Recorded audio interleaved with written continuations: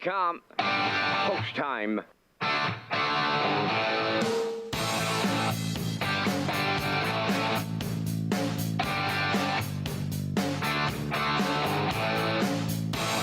Deep stretch now. Shut the camera off.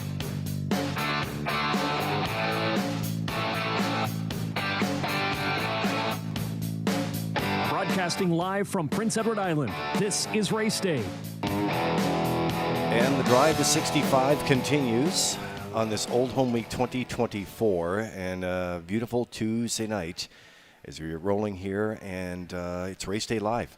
And welcome to the show. You're with Lee Drake along with Kurt Hughes and Ken Morganton at the broadcast desk tonight, and Vance Cameron in the booth calling all the action on this Tuesday night. And it's draw night. And gentlemen, I don't have to tell you how important that is. We get a beautiful night too. The ambassadors will be coming down the track around 7 o'clock tonight. They will take their spot in front of that historic judges tower, and then they will select their horses, of course, in that all-important post position draw. Sun and cloud tonight, chance for showers, temperatures around 22, feels more like 26. The wind's not a factor tonight, but it's coming from the north. That's going to cool things down a little bit at 10 kilometers an hour. And Ken Morganton, we talk about this all the time on a half-mile racetrack. You're going for a $100,000 in the Gold Cup and Saucer final presented by Atlantic Lottery. Post position is key. Absolutely. You've got to leave hard out of there, and there's going to be so much speed in this race as we have whittled it down to the top 9 from those 3 trials, and inside speed is deadly. But looking back on the recent, the last 2 winners, Kurt and I were just talking about it, Covered Bridge post 9 and Sintra from post 9 as well. Last night we saw Larry Carr in trial 3 blast off from post 8. Yeah. He got away with some soft fractions, but again, post position obviously is going to play a factor. Yeah, you know, Kurt, we've been following this race our whole lives, and that's the number one talk when you make it to the final is where they're going to draw tonight. And post 8 or 6, 7, or 8 for that fact, you know, it may not hurt some horses, but then there are other horses that does play a key factor in their performance. Yeah, absolutely. But as you've seen in the eliminations, that horses like Larry Carr and Bijan Yankee, they made quick work of the 8 hole. And like Ken just mentioned, the last couple winners have come from the trailing spot. So gate speed, of course, does matter, but a lot shakes down in the final. The trials are one thing, but the final is a different animal. The drivers drive differently, and so the way this race is going to set up early on is not necessarily the way it's going to shake out when they hit the wire. And that's what we love about it so much, for sure. So the ambassadors will be here after the 4th. There's no warm-ups after the 4th, and the ambassadors will come down the track, and they'll take their positions in that historic judges tower. Just before we go to Vance, we do have a winning streak on the line tonight. It comes up in the 2-year-old trot with the Atlantic Sire Stakes, and that's Ocean View Nicky trying to go another win. Yeah, that's right. Comes up in race 3, purse $12,720 is the Atlantic Sire Stake for 2-year-old trotters, and Ocean View Nicky has post 3 for Mike McGuigan. Mike McGuigan, what a barn he has. He is another good one in Supreme Rocket, but Ocean View Nicky with the 3-race winning streak on the line. 2 starts back, 202 and 3 is her record that she took in a PEI Colt Stake in Summerside. West River Jet, another one with a couple wins, and Mile Hill Whalen on the rail was a winner his last time out. So the inside 3 all have talent. And number 5, Dusty Lane Gus, a solid second last out. And guess who he finished second to? Supreme Rocket for Michael McGuigan, who has post 4 in the 7th race. So as you mentioned, Michael McGuigan in for a big night. Sure is. All right, so we'll get all those equipment and program changes now as we send it upstairs to the man who will call the action as we get things rolling on this Tuesday night. And good evening to Vance Cameron. Thank you, Lee, and good evening, ladies and gentlemen, and welcome to the Redshores Racetrack and Casino at the Charlottetown Driving Park for tonight's racing program, event number 30 of the meeting. Fast track conditions, 24 degrees Celsius the temperature at this time in Charlottetown. The track condition is rated by the officiating members from the Atlantic Province's Harness Racing Commission. Tonight, the senior judge, Mr. Kent Butler. The associate judges are Mr. Dylan Allain and Mr. Derek Fallon. Now here tonight's program and equipment changes. First change, go to race number 2. In the second race, number 3, Ocean View Miley, adding front shin boots and an ear hood.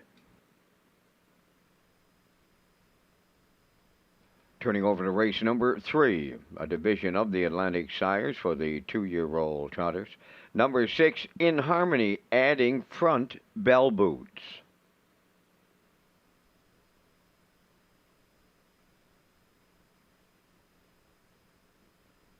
Next change will go to race number 7.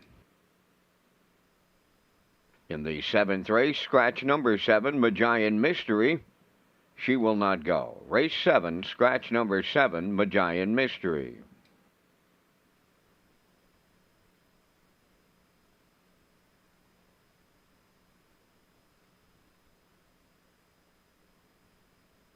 Next change, go to race number 12.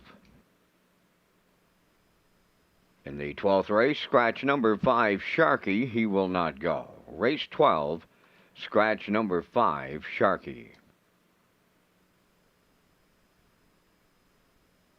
Turning over to race number 13, tonight's finale. Scratch number 6, Cowboy Logic. Race 13, scratch number 6, Cowboy Logic. That wraps up the changes at this time on tonight's racing program. The first race post time, it's set for 6 o'clock. That will leave you 23 minutes to make your first race decisions. Race Day Live continues from Charlottetown, Prince Edward Island. Welcome to our on-track and off-track customers. In the spirit of reconciliation, we acknowledge that the land upon which we gather is unceded Mi'kmaq territory. Abogwed, Mi'kmaq is covered by the historic treaties of peace and friendship. We pay our respects to the indigenous Mi'kmaq people who have occupied this island for over 12,000 years, past, present, and future. Ladies and gentlemen, please rise, if you are able, for the playing of our national anthem.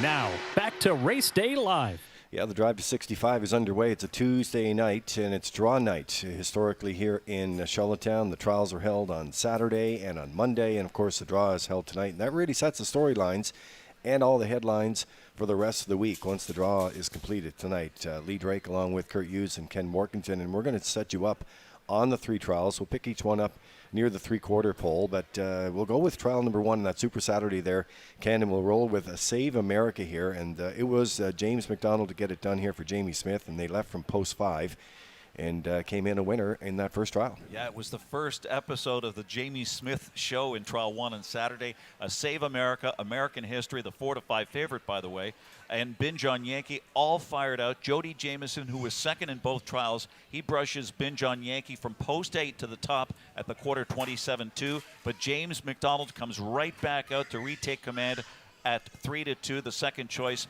past the half in 56-4, and we'll pick it up there.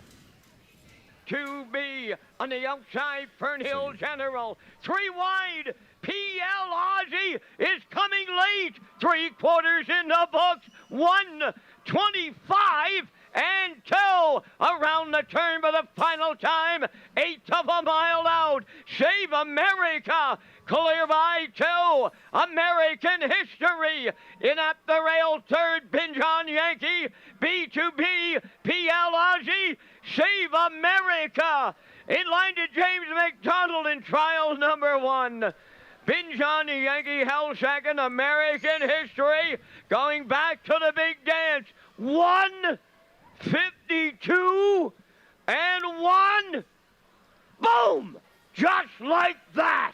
And you know, Kurt, we had so much rain earlier in the day, and there was a lot of talk about the track, but boy, even James McDonald said it in the winner's circle, the track held up great, and that was a great performance. Yeah, the track crew, as we know, Lee, we're here every week. They do such an excellent job, especially when we get some rain. And what a excellent mile by Save America. It was 2 moves, as James mentioned in the winner's circle interview. He made a move to the front there, 27 and change, and then kicked home in 26-4 on that off track to get it done easily. And as you could see down the stretch, James was motionless in the bike.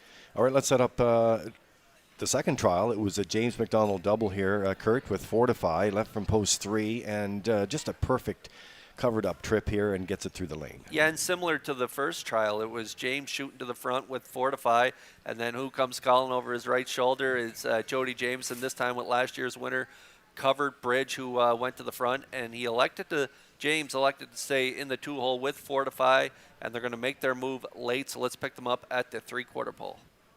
7. Rolling money outside 8. They're over to 3/4. Covered Bridge is the leader. 4-5 right on his back. Twin B topping up. Has picked up third on the outside. Blue Hunt at the rail 4th. 3/4 in 1. 24-4. Homeward bound in trial 2. Covered Bridge turning for home. 4-5 on the outside. Twin B topping up third. Here is 4-5. James McDonald late double. He wins both trials. Second, that's Covered Bridge. Twin B topping up. Going to Cup and Saucer 65. He was third in 1:52. 2. Wow! And Ken, you know, 4-5 getting it done there for Chris McKay, the trainer, and James McDonald, as we said, the late double in trial number 2 there, and just another perfect performance to get into the big show on Saturday night. Yeah, James McDonald said he had driven Covered Bridge before, and he knew that his horse had to be driven aggressively, and that horse also had to be driven that way, and he was the right one to follow right to the top of the stretch. He said around the last turn, 4-5 was loaded and ready to fire, and James felt very confident, and of course, as you saw, the horse did the rest.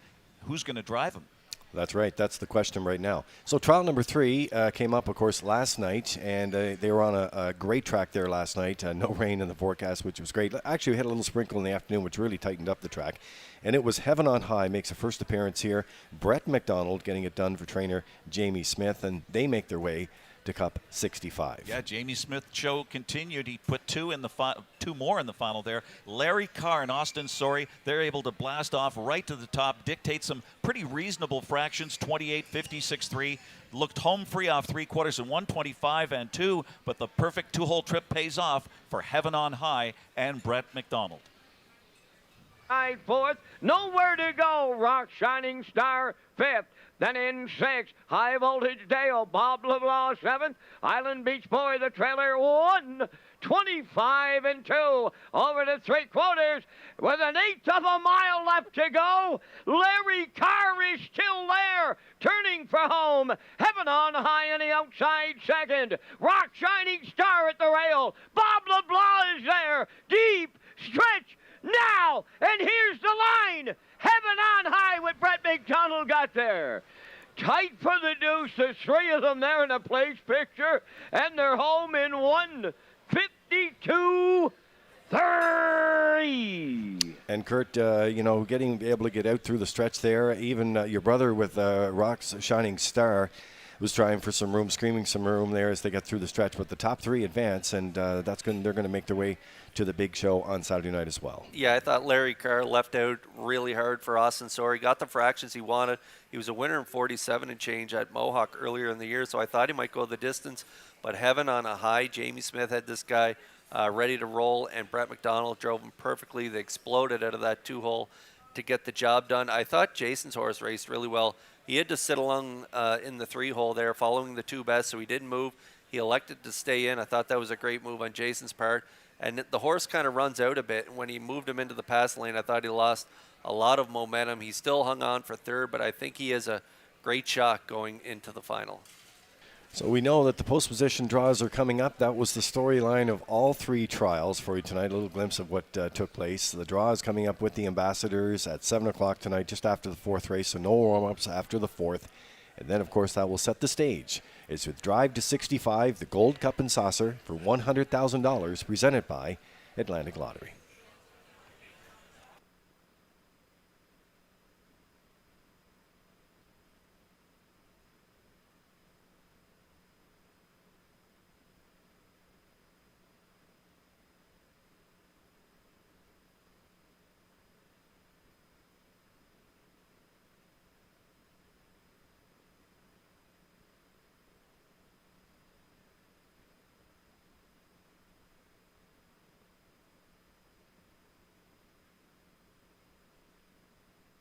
So race number 1 is coming up, of course, and there's a look at the paddock cam brought to you by Red Shores. And the I'll Pick 5 kicks off that sequence there with that low 15% takeout and the $2,000 guaranteed pool. So there are the selections. Ken Morkington working an angle of a 3-1-4, then Kurt Hughes 1-4-3. Post-time picks tonight. They're working an angle of a 1-3-6. That's Peter McPhee and the post-time picks tonight. And the classifier's choice along the bottom at 1-3 and 6. Should say there was a great story on Gerard Smith today in The Guardian, and well done and well deserved.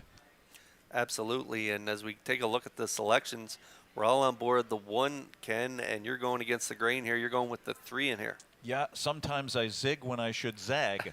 Last night I was zigging a lot, and then I went to try to beat the favorite like I am here, and it didn't quite work out, but they're also, you can box too. Yeah. Peter and I are the box kings. You guys are the box brothers. The box brothers. Yeah, and you got a great shot here in this one. Elm Grove Misty last year, that one win in 157 and 2, I think that came during Old Home Week, and she paid a hefty win ticket that night. So you could be on to something there, as she is right now at 6-1.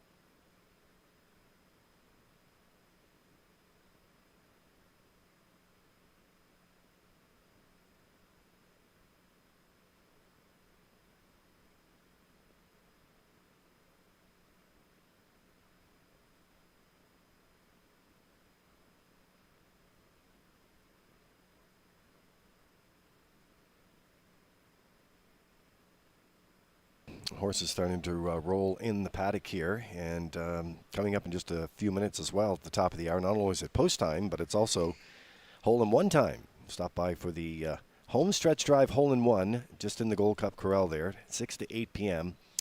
And a chance to try some mini putt there, chance to win 4 complimentary golf passes with Power Card at Belvedere Golf Club. That's underway tonight. Another great guest experience during Old Home Week here at Red Shores.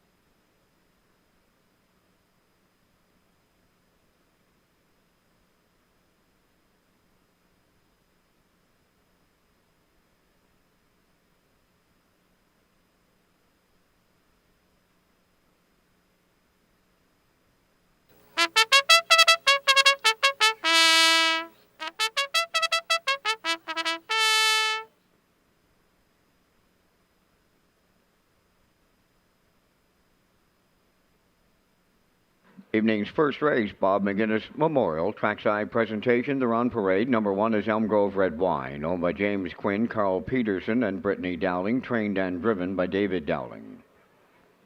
2 Stealing Bases, owned by Jack Matheson of Charlottetown, trained by Ron Matheson, Mark Campbell. Elm Grove Misty 3 is owned by Charlene Cipher, Springvale. Dave Kelly trains and drives. 4 is Redland Miss Pretty, owned by Brian McGregor, Rebecca Blaisdell, and Howard Anderson, trained by Kyle Williams. Paul Langell drives. 5 is Stone Beach Lily, owned by Colin Shepard of Brackley. Beach and Morgan Shepard of Brackley. Morgan is the trainer, Colin does the driving. Segali is number 6, owned by the Segali 6 Stable of Charlottetown, trained by Philip Kelly, Brody McPhee. Number 7, Dollywood, owned and trained by Paul Doyle of Charlottetown. Paul McKenzie makes his 2024 Old Home Week debut. 2 minutes, just 2, and I mean only 2 minutes wagering on race number 1.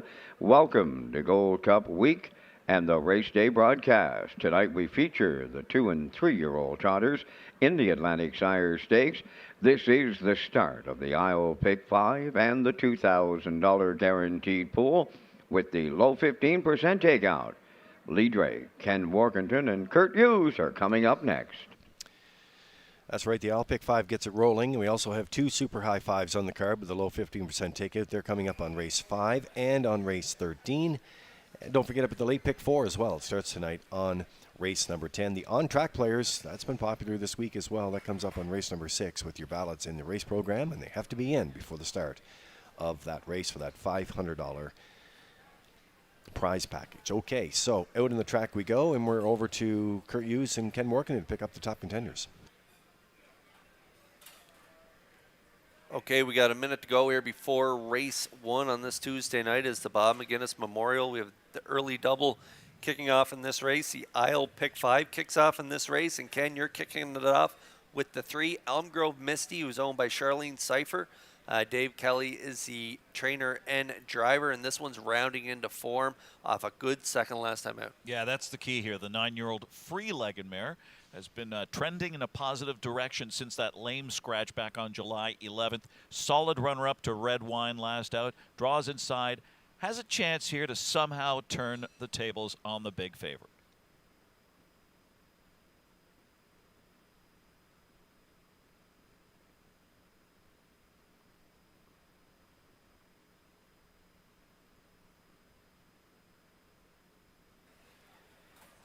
Okay, here is the chalk, 1 to 9. Elm Grove Red Wine has the pole position here tonight for trainer driver David Dowling. This one is owned by Jim Quinn, Carl Peterson, and Brittany Dowling.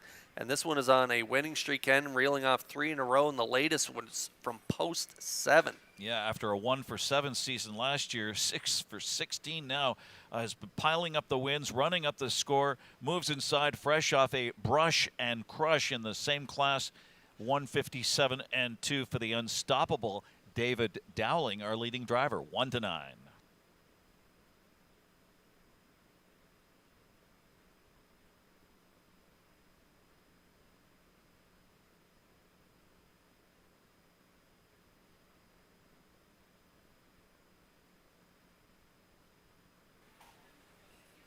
Okay, and out to the 4 we go. Redland Miss Pretty. Paul Langell is going to do the driving tonight for trainer Kyle Williams.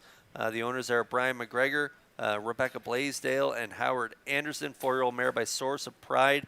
And this one can really get off the gate. Class relief situation here as well. Needs a big rebound mile, though, after faltering on August the 1st. She just missed before that. Needs that kind of effort here for a barn sporting a nice percentage. Kyle Williams at 419. Right now, the 4 is 10-1.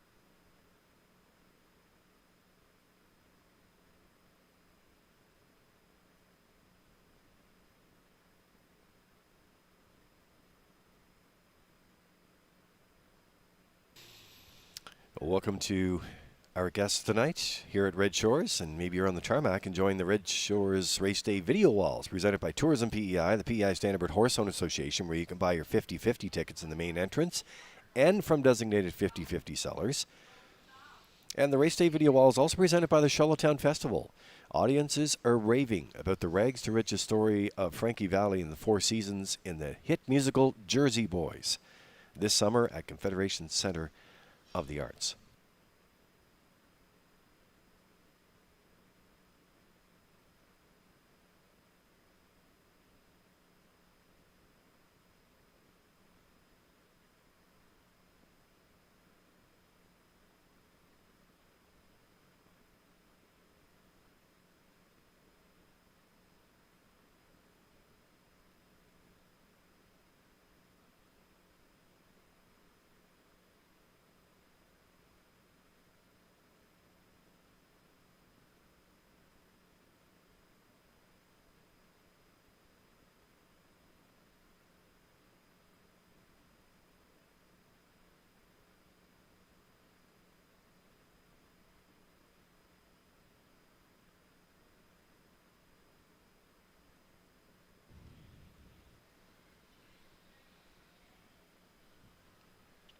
Countdown clock is in. The horses are lining up for the Bob McGuinness Memorial. Race number 1 in behind the Metro Home Building Center starting gate, and upstairs for the race call, here's Vance Cameron. Elm Grove Red Wine stealing bases. Elm Grove Misty. Redland Miss Pretty. Stone Beach Lily. Sigali. Dollywood. Top of the stretch. Here they come.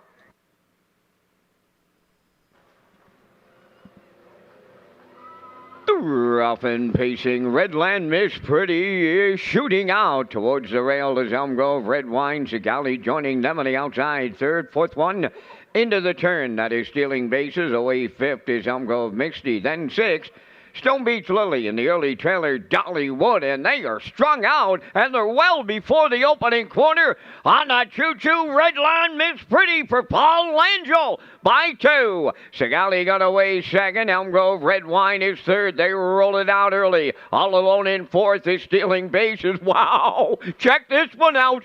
Boom! Just like that, 26 and 4. Serious, and I mean a big-time serious quarter. Redland Miss Pretty the leader. Sigali second. Elm Grove her Red Wine third. Stealing bases fourth. Elm Grove Misty fifth. Stone Beach Lily sixth. Dollywood sees them all in seventh. Halfway home in tonight's opener. Redland Miss Pretty there in a cutthroat 55 and 1. Around the paddock turn they go. The 5/8 comes next, and here comes a fresh Elm Grove Red Wine to take over the lead for Dowling. Second is Redland Miss Pretty. Sigali on the outside third. Stone Beach Lily has picked up fourth. Fifth at the rail, stealing bases. as Elm Grove Misty is 6.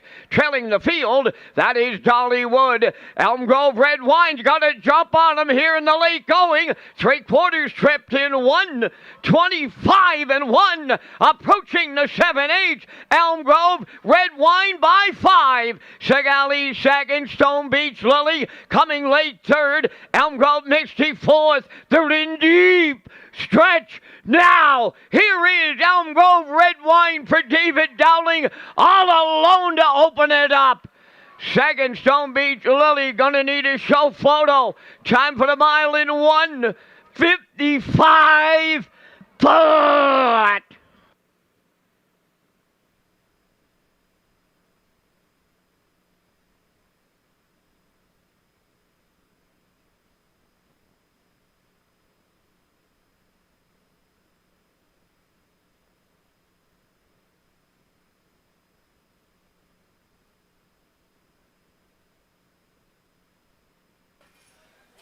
Okay, we're going to get a look at the Universal Media slow-mo for race 1. It was the Bob McGinnis Memorial. Family and friends will be trackside with the winner, and the winner is Elm Grove Red Wine and Dowling as they set off that hot pace put up by Red Land Miss Pretty, Ken. Yeah, I was in a hurry early trying to rebound off that 8th place finish. 26 and 4, a sparkler there.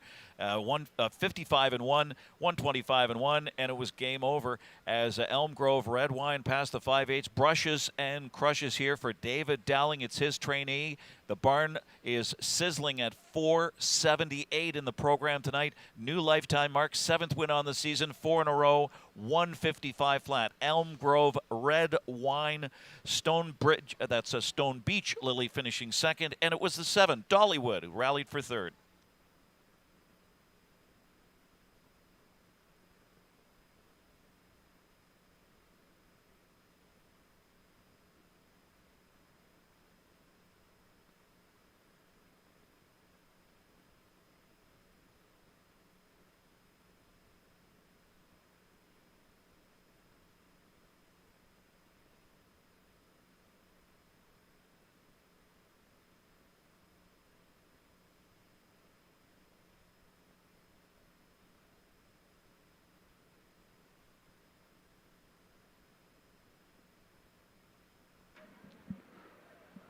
Returning to the winner's circle in race 1 is Elm Grove Red Wine, 4-year-old mare owned by James Quinn, Carl Peterson, and Brittany Dowling. Driven today by David Dowling, also trained. He is the leading trainer so far here Old Home Week with a winning time of 1:55. The presentation of the Bob McGinnis in the winner's circle.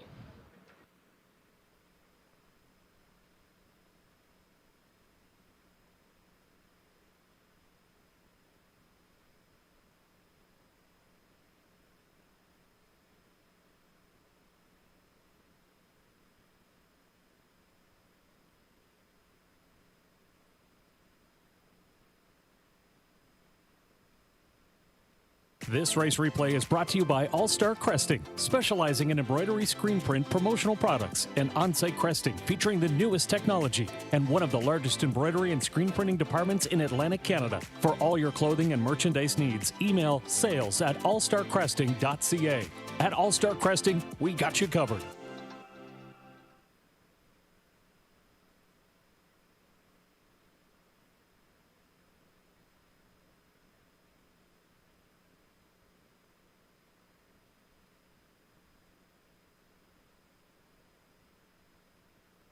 Now the results for race 1. 1 Elm Grove Wine was the winner. 2 Stealing Bases was 6th. 3 Elm Grove Misty 5th. 4 Red Land Miss Pretty was 7th. 5 Stone Beach Lily 2nd. 6 Segali 4th. 7 Dollywood 3rd. Fractions 26 and 4, 55 and 1, 125 and 1, 155 for the winning time. That's a new lifetime mark for Elm Grove Red Wine. Elm Grove Red Wine returned $2.10. The exactor 1.5 was $6.40. The triactor 157, 74.60, and the 20-cent superfecta on 1576 was $24.95.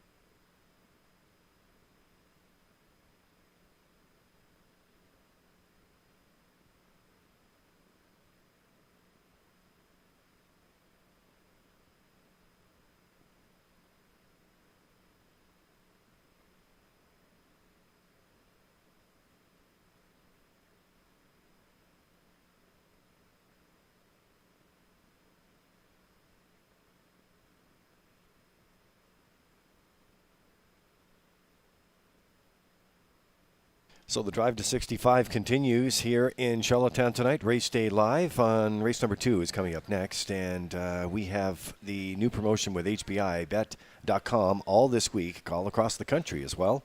And here in PEI, if you earn 5% cash back when you wager $25 or more each day during Old Home Week on our live presentations. And you must opt in to be eligible for the promotion, HBIBet.com, at home or at the track, where PEI players now earn rewards. That's right. We launched it at the first of the season back in May for both our tracks here in Charlottetown and Summerside. So when you play the horses at these properties, you will now earn HBI rewards. Well, the picks are going to slide in here. Kurt Hughes and Ken Morganton, and we got a theme going here with the 5. Yeah, we're in agreement here. We both got the 5. I like 5-2-3. Ken, you're going 5-4-2 in here. Yeah, I see Jeff Holmes' name on the program, 503 training percentage, so I've got to use that one. Yeah, post-time picks, Peter McPhee. He also matching strides with you, 5-4-2, and the classifier's choice is 5-3-2. The horses are making their way out of the paddock. Post-parade is next.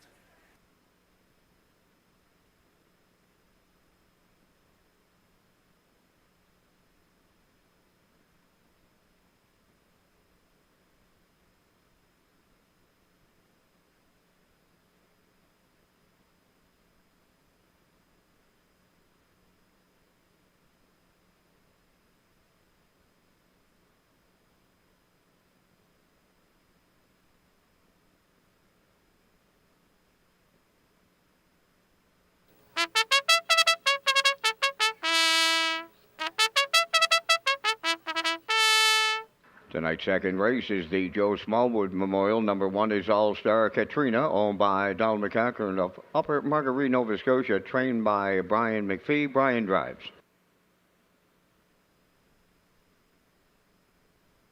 Two Magian Raptor is owned, trained, and driven by Jim Ripley of Amherst, Nova Scotia. Ocean View Mile 3, owned by Bill and Scott Rollison of Belfast, Joey Alward of St. Louis, trained by Bill Rollison, Adam Murner. The Blondie, number 4. Jeff Holmes of Orwell is the owner and the trainer, and congratulations to Megan Sweet and Jeff Holmes on the birth of the new baby boy, Caleb. So, congratulations. 5, Iditarod, owned by Everett Hanson, Majorville, and Ian Donald of Fredericton, New Brunswick, trained by Ron Matheson, Gilles Barrio. 5 minutes. Now make it 4. 4 minutes to post time. Just a friendly reminder, after race 4 tonight, post positions will be drawn for the 65th edition of the $100,000 Gold Cup and Saucer Final, presented by Atlantic Lottery.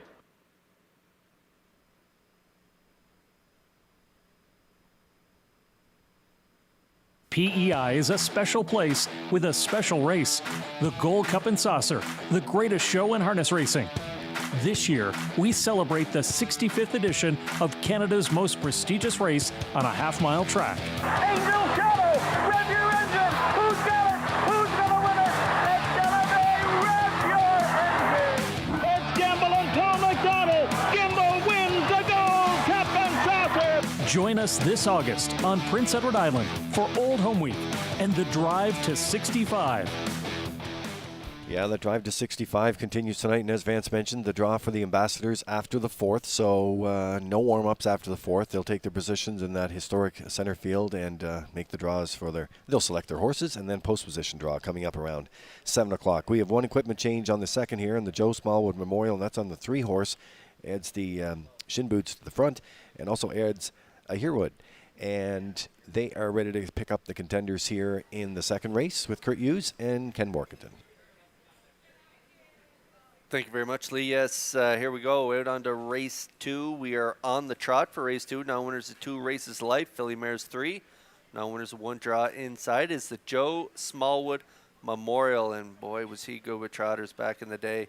Our top play in this race, Ken, is the 5 Iditarod. I think this guy's just handsome out on the track. He's a great way of going, and Barrio gets along really well with him.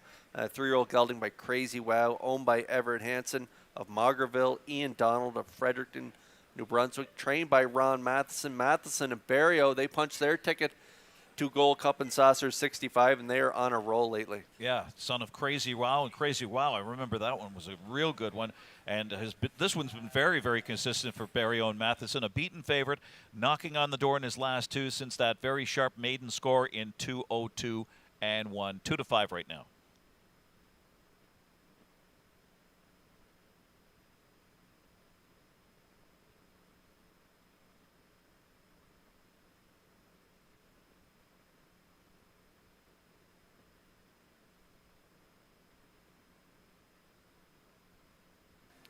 Okay, 2 away from race 2. Blondie, we're getting a look at right now. The Blondie, post 4 for this 3-year-old daughter of Muscle Mass. Jeff Holmes from Orwell is the owner and trainer, and the guy in the seat, Ken, celebrating a birthday today. Yeah, happy birthday. Brady Sweet here. Maybe he celebrates. This one shows a 158-3 romp at Kawartha Downs there back on June 21st. Hasn't made much headway in 3 starts here for Jeff Holmes. Still trying to figure him out and tinker with him. He has a chance to rebound here off a rare early miscue as well. Where's the trotting hobbles? This filly by Muscle Mass, the Blondie, and the birthday boy Brady Sweet at 7-2.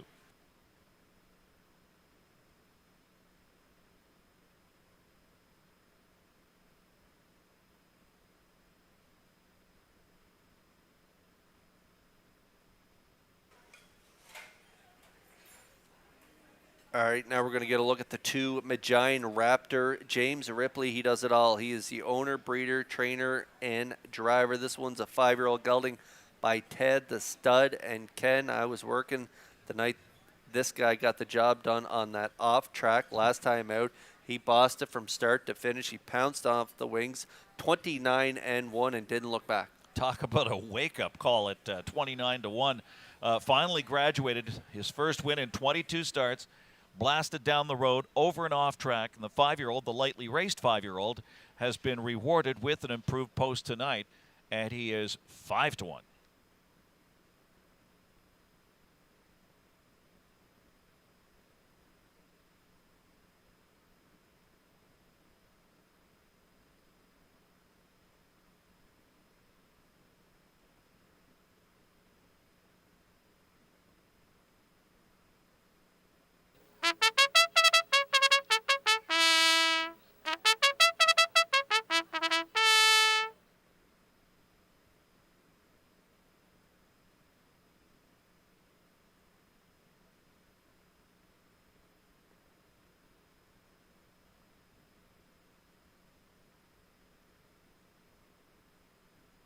Horses getting ready to go here for race number 2, and tomorrow something special for you. That's on August 14th. 10 races of them. It starts at 4 o'clock. It's the Maritime Mini Horse Racing Series. And experience excitement at Redshores in Charlottetown. Come out and cheer on the future drivers and their adorable ponies. They're going to be in action at 4 o'clock tomorrow. Look forward to that. Had them during Governor's Plate Week, and now we have another edition during Old Home Week, so they always bring out a big crowd.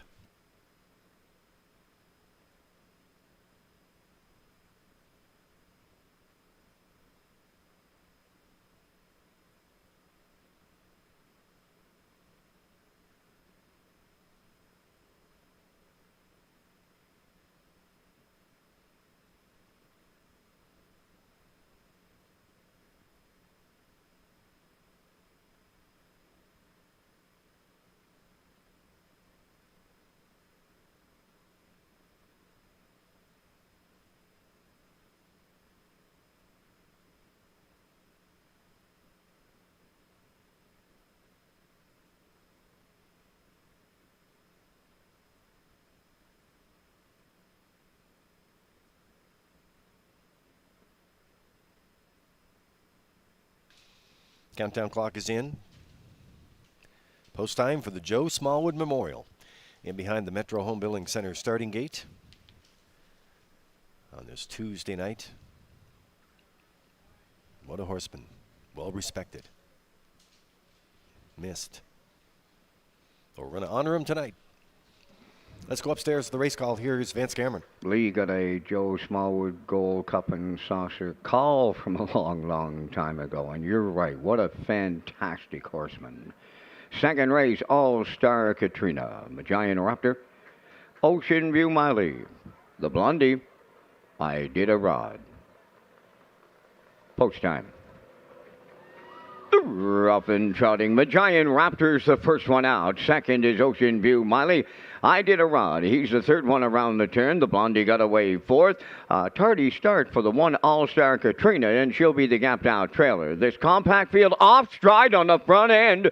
Giant Raptor self-destructed. Was all alone with the lead. There goes I Did a Rod on the run. Oh, Ocean View Miley hit the run. Thoroughbred time here, Old Home Week, as they trot over to the quarter and inheriting the lead. The Blondie, I Did a Rod, went back down trotting real quickly here, now going on to the lead. Racing from third is All-Star Katrina, 32-4. There goes the inquiry sign. Could be multiple ones in here as they race by the 3/8, and now on the point, I Did a Rod and Barrio. Second is the Blondie from the outside, Giant Raptor third.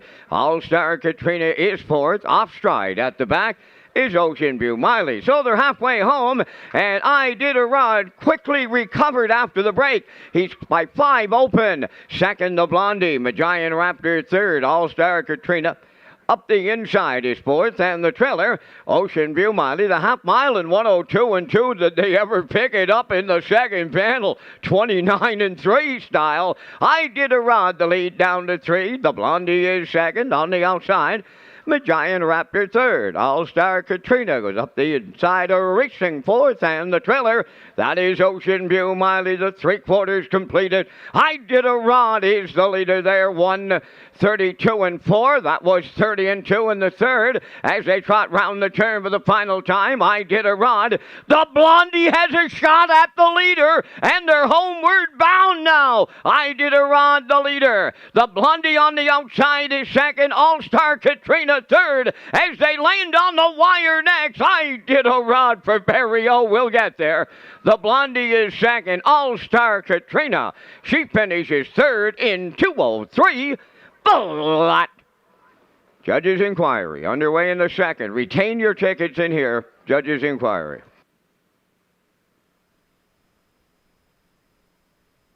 The judges' inquiry involves the breaking horses en route to the opening quarter.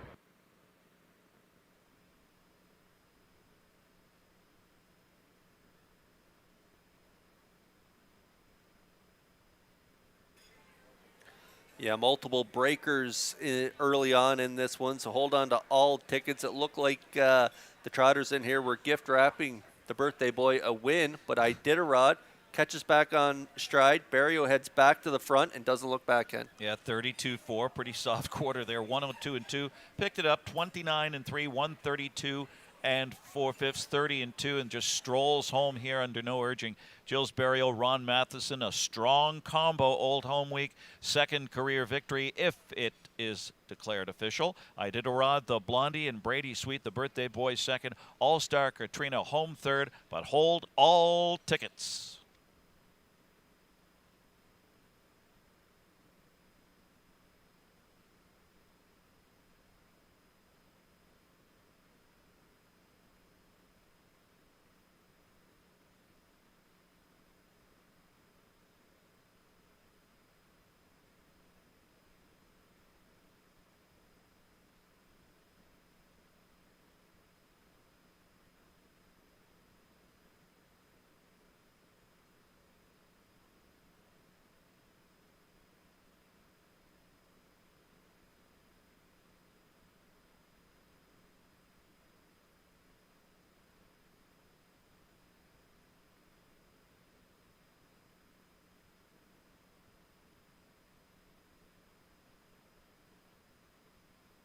Now returning to the second race winner's circle, 5, I Did a Rod. Trotting big, gelding 3 by Crazy Wow from the Angus Hall Dam.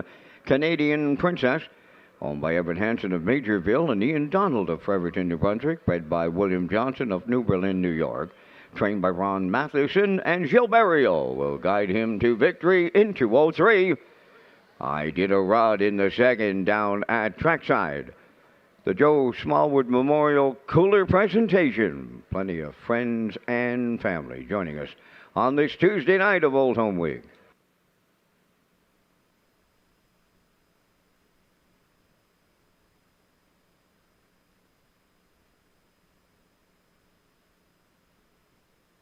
The results of the second race inquiry, no violations. All horses abiding by the braking rule.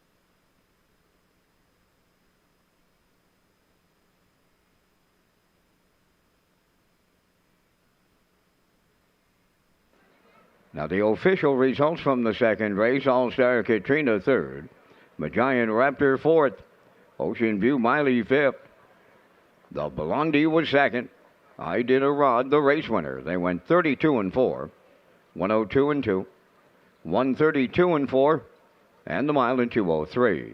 In review 345 21. I Did a Rod 240. Exactor 1030, Triactor 8210, Superfecta 2123, Early Daily Double 420.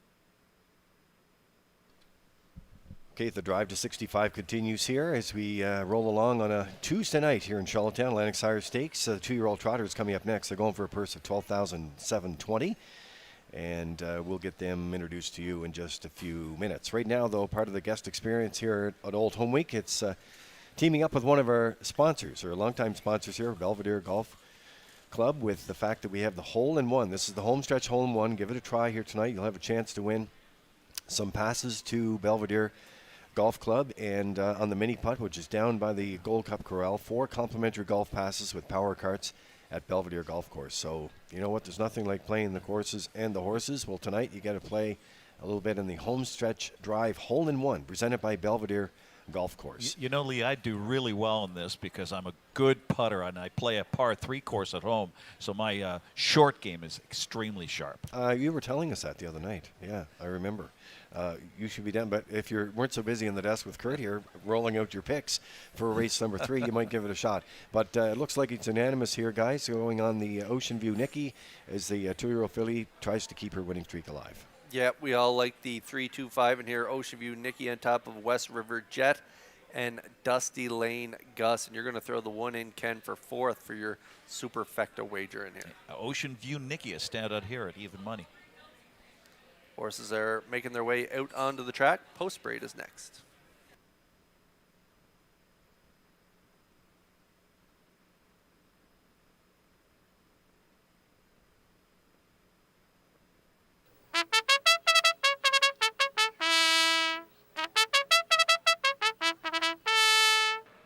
Third race, a division of the Atlantic Sire Stakes with the PEI Harness Racing Industry Association, 2-year-old trotters.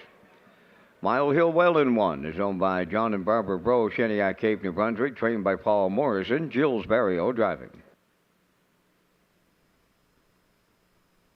West River Jet number 2 is owned by Haley McDonald of Stratford. Claire McDonald trains and drives. Ocean View Nikki 3 is owned by Blue Diamond Racing of Emmy Vale and Josh McDonald of Little Pond. Mike McGuigan trains and drives. Camco Thor is number 4, owned by Jackie Heffernan of Somerville, trained by Miles Heffernan Jr., Miles Sr. driving. 5 is Dusty Lane Gus, owned by Alexis Gass of Cornwall, trained by Lenny Myers, Mark Campbell up. 6 is In Harmony, owned by Judy McLeod of Cardigan, trained by Jerry McDougall, Kenny Murphy drives. Down to 3 minutes wagering time on the 3rd. Back down to Lee, Ken, and Kurt with an update on the Francis McIsaac Memorial top driver for Old Home Week and the Chuckers top percentage driver. Well, that's right. And while we have an update of the standings here right now, let's go with the Francis McIsaac Memorial top points driver for Old Home Week, guys. And Mark Campbell leads the way with 78 points. He got off to a really strong start. Adam Murner is second with 50 points, and David Dowling there, who's has a great season here, he's rolling with 46 points. Now the Chuckers Trophies and Awards top percentage driver, Kurt and Ken, James McDonald leading there. Yeah, James is leading the way, but he's back in Ontario, so I don't think he's going to hold on to first for too long. But Adam Murner is tight on his heels there at 454, and Mark Campbell, he had a quiet couple of weeks leading up to Old Home Week, and wow, has he ever flicked the switch, and he's been on his game over the last few cards. He's batting .432 in the Chuckers Trophies and Awards top percentage driver. All right, so the Atlantic Sire Stakes 2-year-old trotters in action right now. We have one equipment change on the 6. That's bell boots added to the front, and we are heading out to the track, and there's a look at Ocean View Nikki for Michael McGuigan as Ken and Kurt pick up the action next. Yeah, Atlantic Sire Stakes 2-year-old trotters on track for race 3 in the undefeated Ocean View Nikki. She puts her winning streak on the line here in this one. She's a great starting spot from post 3. Blue Diamond Racing and Josh McDonald share ownership of this 2-year-old daughter by E.L. Rocket. Mike McGuigan continues to have great success with the young ones, and he's got a real talented trot filly here. Yeah, this one looks like a natural. This filly's been picture perfect, eager to please in all her appearances. 4 different tracks. That's another thing. She just takes her tracks with her. She's back on the island here to take charge for Michael McGuigan at even money.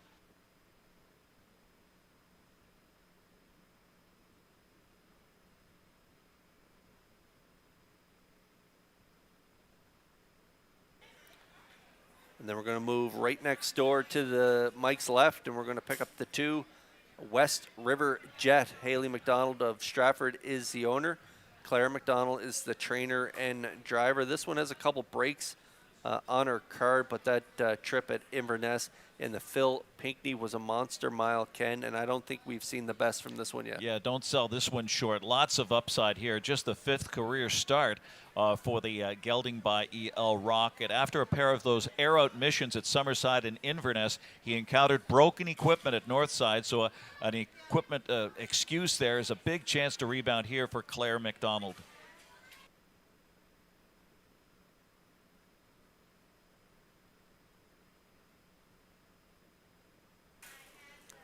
Now we're getting a good look at Mark Campbell scoring down Dusty Lane Gus, a 2-year-old gelding by E.L. Rocket. Alexis Gass of Cornwall is the owner and breeder. Lenny Myers is the trainer.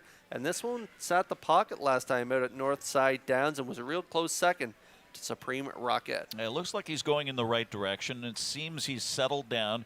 He did leave alertly. He followed along for the deuce and a much improved effort there at Northside. A chance to take another step forward here for Mark Campbell.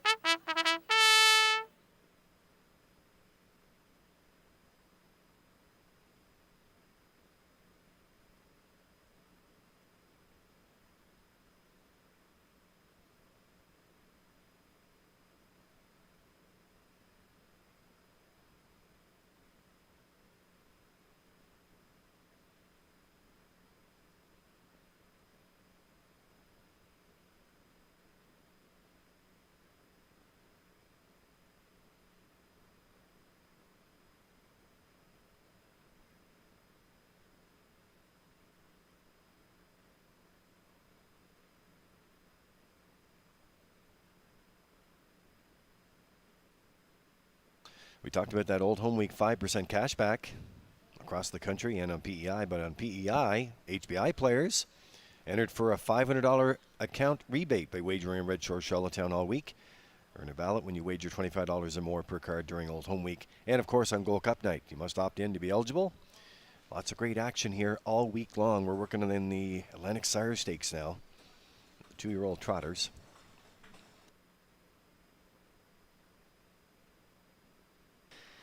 Countdown clock is in. The Metro Home Building Center starting gate has the field. And back upstairs for the race call, here's Vance Cameron. Mile Hill Whalen, West River Jet, Ocean View Nicky, Camco Thor, Dusty Lane Gus, In Harmony, a half a dozen, 2-year-old trotters, Atlantic Sired on the gate, 3rd race, top of the stretch.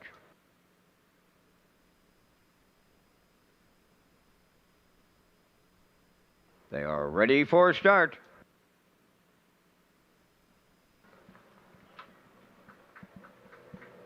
The rough and trotting Dusty Lane Gus, the first call between horses Ocean View Nicky and up the rail Mile Hill Whalen. 3rd one as they make their way round the turn. Coming up 4th on the outside is Camco Thor. Up the rail and going off stride is West River Jet. And the trailer In Harmony. To the backstretch they go. On the outside it's Dusty Lane Gus, and up the rail that's Ocean View Nicky. Racing to the opening quarter. 3rd is Mile Hill Whalen. Racing from 4th is Camco Thor. Then 5th is In Harmony. Back down trotting 6th on the outside. West River Jet, the trailer. And they are scattered, and I mean strung out, but a 29-4 opener. Big time quarter here for the 2-year-old trotters as they arrive at the 3-8. And it's Dusty Lane Gus and Mark Campbell, the fraction setters. Ocean View Nicky, the undefeated filly, and here comes the undefeated colt, Mile Hill Whalen, right up with the leaders. And coming on to take 4th is West River Jet, Camco Thor racing 5th, and the trailer, that's In Harmony. Halfway home, led by Dusty Lane Gus in a minute and 3. Around the paddock turn they go. Here comes Ocean View Nicky now up to challenge the leader. West River Jet has made up a ton of ground in a quick period of time. Into 3rd. Back to 4th is Mile Hill Whalen, Camco Thor in harmony the trailer. 3/4 will have a new leader. Ocean View Nicky has taken over from Mike McGuigan. Dusty Lane Gus is 2nd. West River Jet 3rd. Mile Hill Whalen 4th. 1:31 flat. Down at 3/4 as they trot around the turn. 1/8 of a mile out. Ocean View Nicky. Mile Hill Gus coming on now on the outside. 3rd at the rail is West River Jet. They're in deep. Stretch now. Here is Dusty Lane Gus up to win the Sire Stakes for Mark Campbell. Ocean View Nicky 2nd and West River Jet 3rd. 2 minutes 3/5.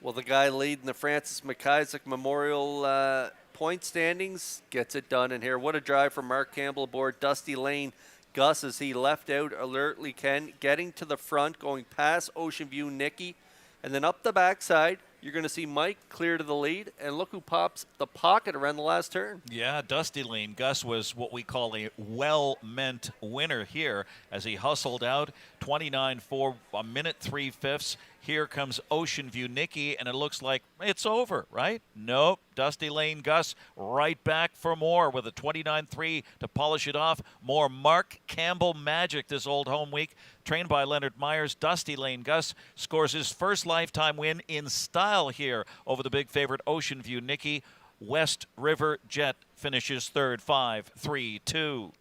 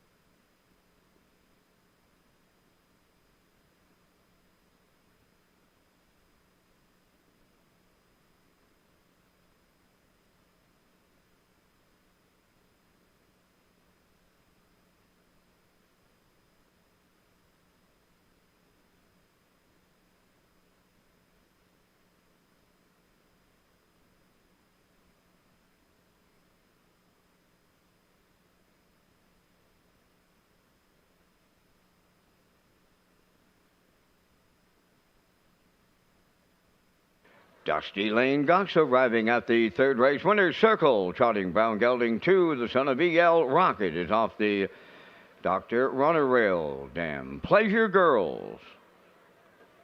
Alexis Dax of Cornwall is the owner and the breeder. Trained by Lenny Myers, Mark Campbell will guide him to victory to a maiden record of 2 minutes and 3/5. Dusty Lane Gus in the Atlantic Sire Stakes, PEI Harness Racing Industry Association 2-year-old trot with the winner's circle presentation.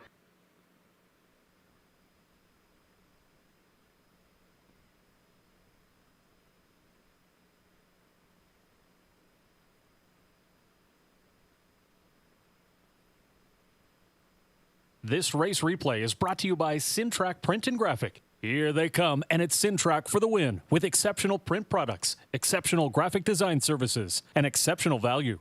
Sintrack Print and Graphics, 902-892-7719.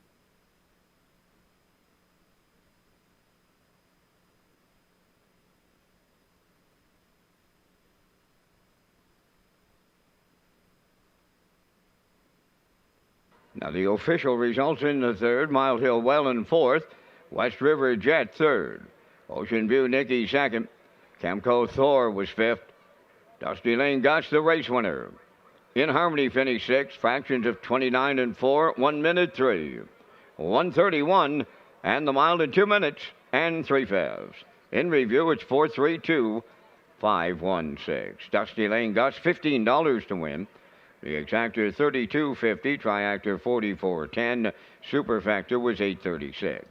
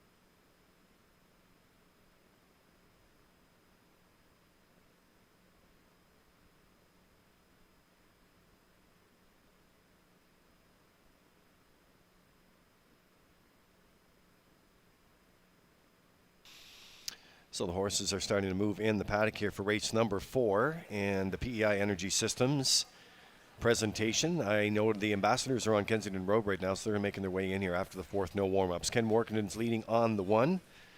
Kurt Hughes with the 3. Post-time picks the 3. That's Peter McPhee and Classifier's Choice also in the 3 here. Yeah, Ken's going against the grain again with the 1. Yeah, chalking out here at 1 to 9. 1, 2, 3.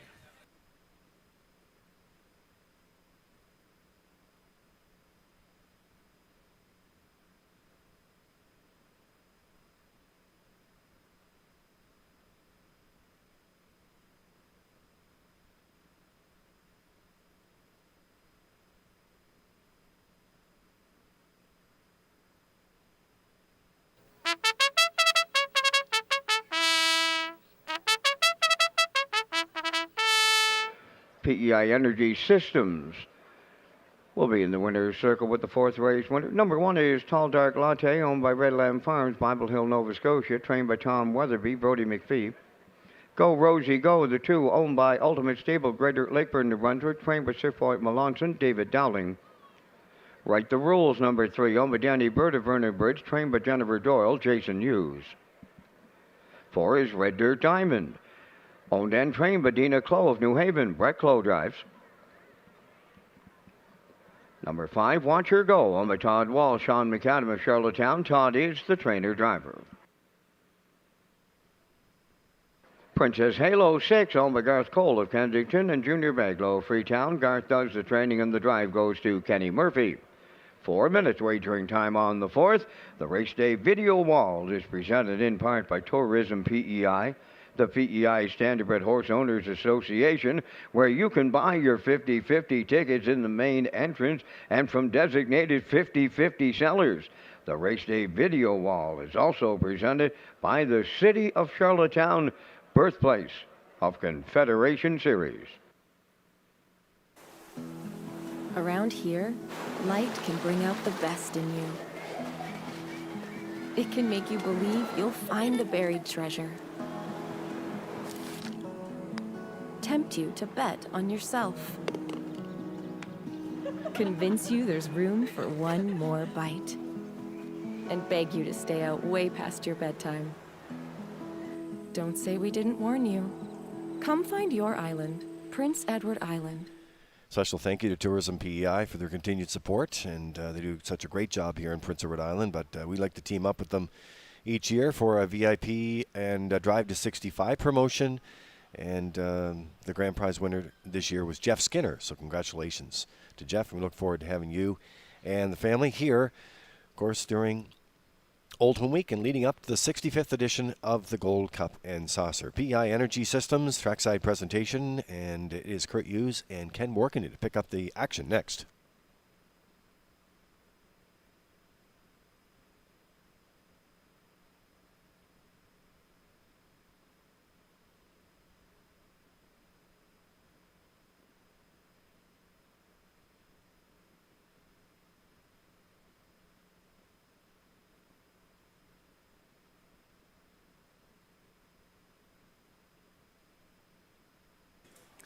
Okay, right now getting all the attention on the board is the one Tall Dark Latte, 2-year-old daughter of Tall Dark Stranger. This one was a $32,000 yearling purchase by Redland Farms of Bible Hill, Nova Scotia. And I was just looking at the pedigree on this one, Ken.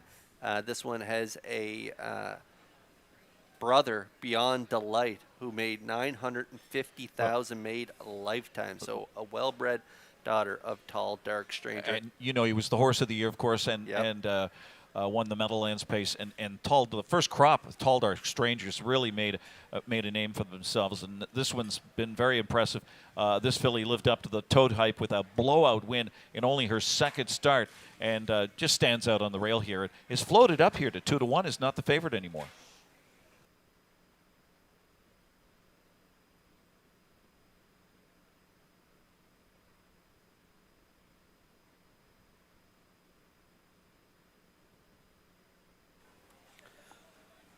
Now we move over one spot to the 2, Go Rosie Go. There's a 4-year-old mare by Ultimate Luck. Ultimate Stable of Greater Lakeburn, New Brunswick is the owner. Sifroy Melanson is the trainer. Our leading dash winner, David Dowling, is in the seat. And this one is looking to get back on track after that faded first over effort last time out. Yeah, posted her maiden score fresh off the bench. That was at Summerside. A beaten favorite at Truro. She's had some tough trips in her last 2. Draws inside. Looking for a smooth stalking trip here, reunited with David Dowling at a juicy 21-1.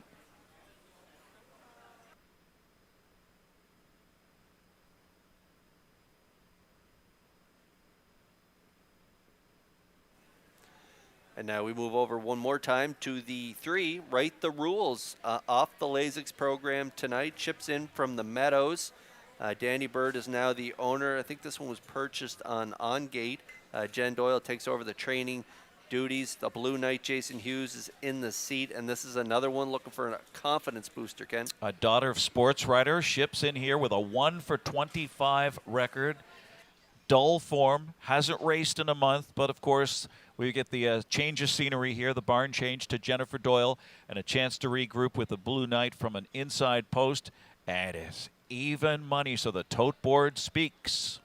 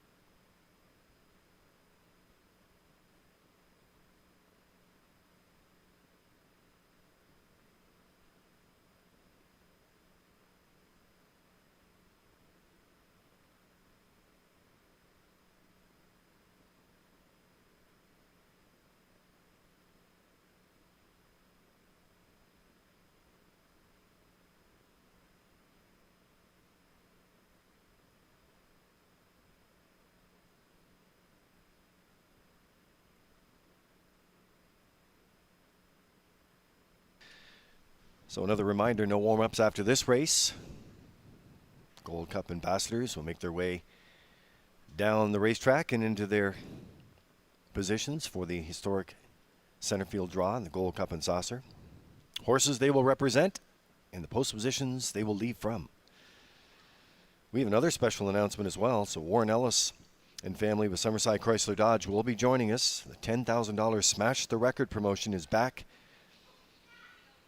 The winning horse in the 65th edition of the Atlantic Lottery Gold Cup and Saucer smashes that track record of 150-1. We'll have complete details once the draw is complete in the center field.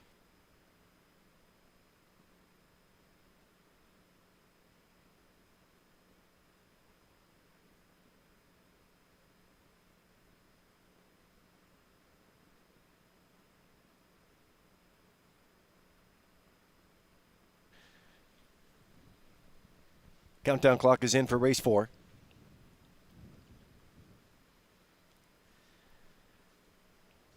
The field is on gate. The Metro Home Building Center starting gate in action. And upstairs for the call, here's Vance Cameron. Tall Dark Latte. Go, Rosie, go. Write the rules. Red Dirt Diamond. Watch her go. Princess Halo. Top of the stretch.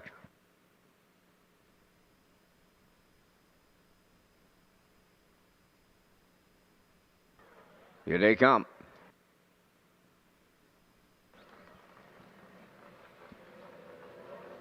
The rough and pacing Princess Halo from the outside is being fired out. On the rail, Tall Dark Latte. Then between horses go Rosie Go. Also there, that is Red Dirt Diamond fourth. The getaway fifth, Right the Rules. And the early trailer, Watch Her Go. Up the backstretch, led by Princess Halo in line to Kenny Murphy.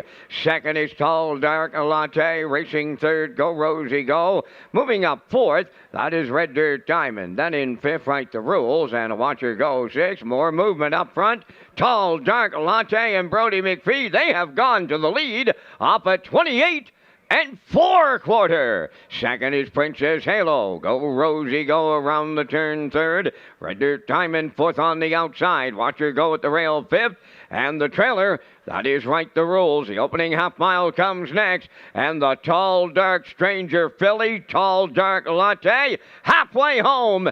Second is Princess Halo on the outside third. Red Dirt Diamond moving up. On the cones is Go Rosie Go fourth. Fifth on the outside, Right the Rules. Trailing the field, Watch Her Go. 58 and 1 was the half. By the 5/8 they go, and it's a 2-length advantage for Tall Dark Latte. Princess Halo is second. Racing third. Up the inside is Go Rosie Go. On the outside fourth is Red Dirt Diamond. Right the Rules is fifth. And the trailer, now Watch Her Go. They're on by 3/4. Tall Dark Latte opening it up. 3/4 in 1. 28 and 1 with an 1/8 of a mile to go. It's a 5-length advantage for Tall Dark Latte. Turning for home. Princess Halo is second. Go Rosie Go third. Up the inside, Right the Rules. But Tall Dark Latte is the winner for Brody McPhee. Princess Halo held second. Third is Right the Rules in 1:58 and 2.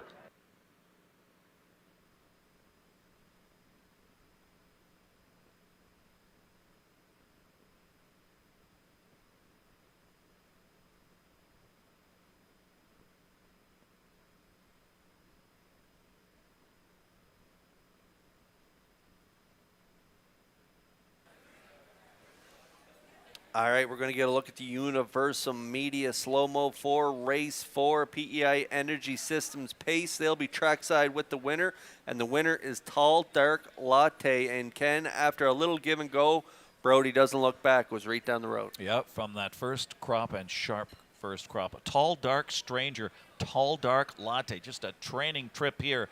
Zips right to the top after sitting a brief 2-hole early here. 28-4, 58-1, 128. Expert rating by Brody McPhee for Tom Weatherby, and Tall Dark Latte scores confidently here. Her second victory in just 3 starts. She's got loads of upside, 158 and 2. Princess Halo was a bang-up second in here to the standout, and Right the Rules rounds out your trifecta, or triactor, in race 4.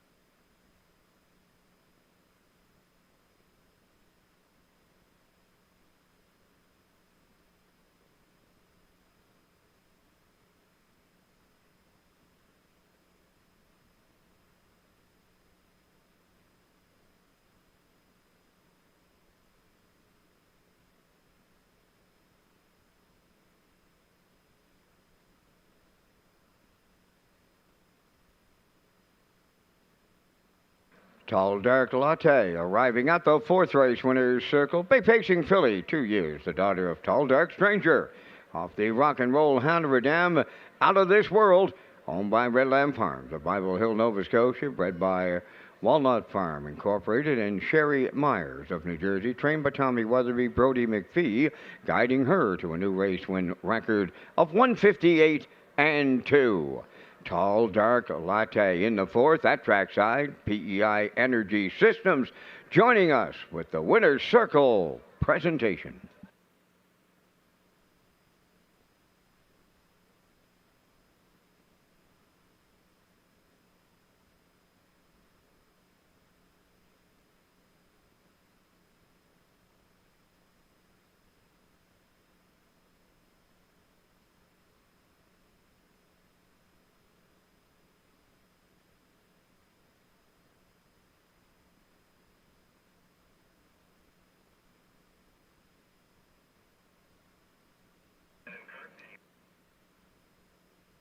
Here's the official results now in the fourth race. Tall Dark Latte, the winner. Go Rosie Go, fourth. Right the Rules, third. Red Dirt Diamond, fifth. Watch Her Go was sixth. Princess Halo finished second. The fractions of 28 and 4, 58 and 1, 128 and 1, and the mile 158 and 2. In review, 143, 562. Tall Dark Latte paid $4 to win. The exactor $73.40. The triactor was $73.60, and the superfactor was $40.56.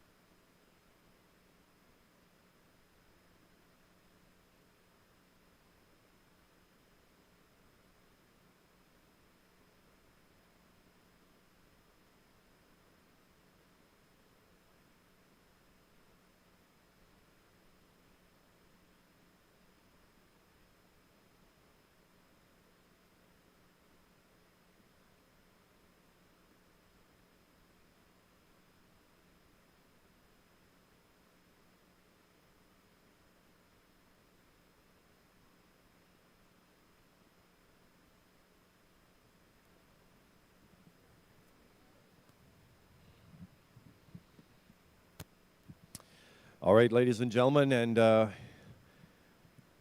we are ready to welcome the Gold Cup and Saucer ambassadors as the drive to 60 continues here tonight.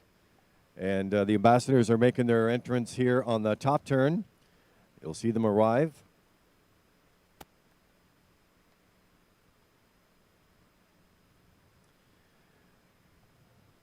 They'll be arriving aboard Tip Top Transportation and making their way to that historic center field. You'll see them in just a few minutes. We'll get them officially introduced.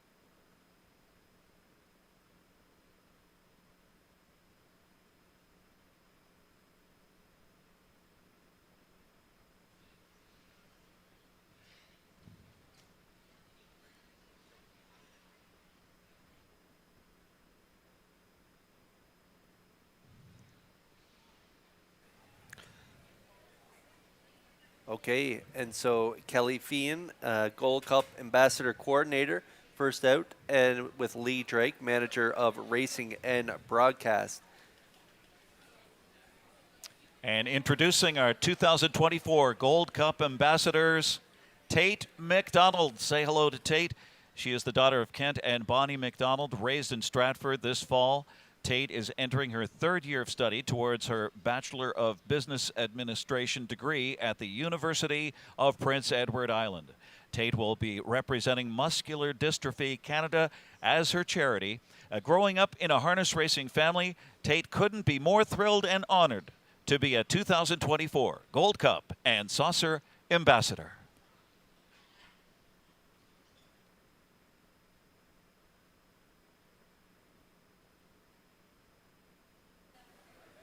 And now give a warm welcome to Ella Hennessy. Ella is the daughter of Ronnie and Anne-Marie Hennessy of Charlottetown. She is currently studying psychology at the University of Prince Edward Island and plans on furthering her education in the Bachelor of Education program at UPEI. Ella will be representing Special Olympics PEI as her charity, and Ella is extremely excited and honored to be representing harness racing as a 2024 Gold Cup and Saucer Ambassador. Now say hello to Sam McLeod. Sam is the daughter of Kenneth McLeod and Debbie Willis of Springton. She has just recently graduated the Accounting Technology program at Holland College and is currently working at the mill in New Glasgow. Sam is representing Blooming House of Prince Edward Island as her charity this year. Sam is honored to be able to keep harness racing in her family by representing harness racing as a 2024 Gold Cup and Saucer Ambassador.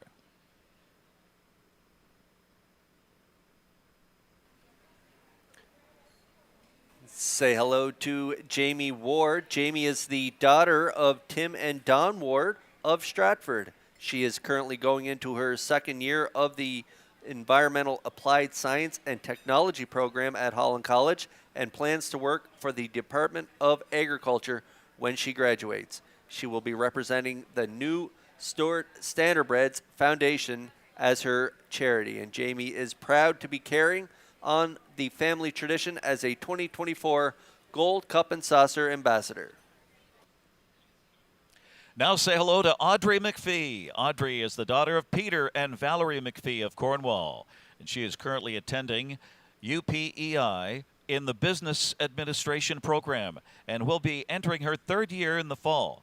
Audrey will be representing Santa's Angels as her charity and is very honored and excited to be an ambassador for the 65th edition of the Gold Cup and Saucer.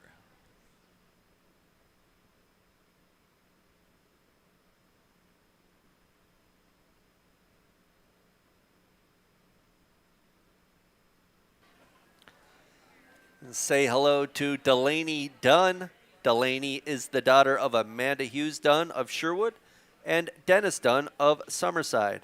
She is currently entering her third year at University of Prince Edward Island and is studying psychology with plans to pursue a career in education as a school psychologist. And Delaney will be representing Lifehouse Summerside as her charity.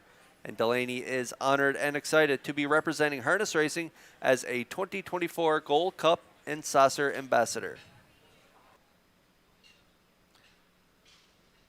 And say hello to Miranda Lidstone. Miranda is the daughter of Doug and the late Jennifer Lidstone of North Rustico. She is currently working at Clinton View Lodge, and Miranda will be representing the PEI Cancer Treatment Center as her charity.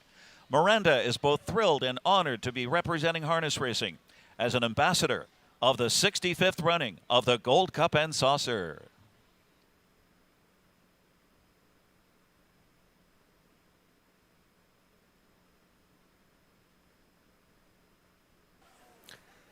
Now give a warm welcome to Chelsea Aflack. Chelsea is the daughter of Trisha McGregor and Trevor Aflack and lives in West Royalty. She is currently going into her third year at UPEI, taking her Bachelor of Psychology, and she spends her summers working at Chez Vaughan's in Cavendish. Chelsea will be representing the PEI Cerebral Palsy Association.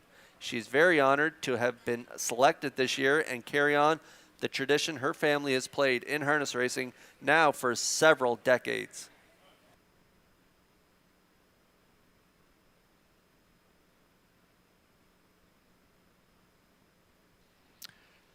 And say hello to Laurel Drake. Laurel is the daughter of Lee Drake and Jennifer Evans of Charlottetown, and Laurel is entering her 3rd year at St. FX University in the Bachelor of Arts and Science in Health and is hoping to pursue her master's in social work. Laurel will be representing Hospice PEI as her charity. And Laurel is proud to continue the Drake family passion and involvement in harness racing as a 2024 Gold Cup and Saucer Ambassador.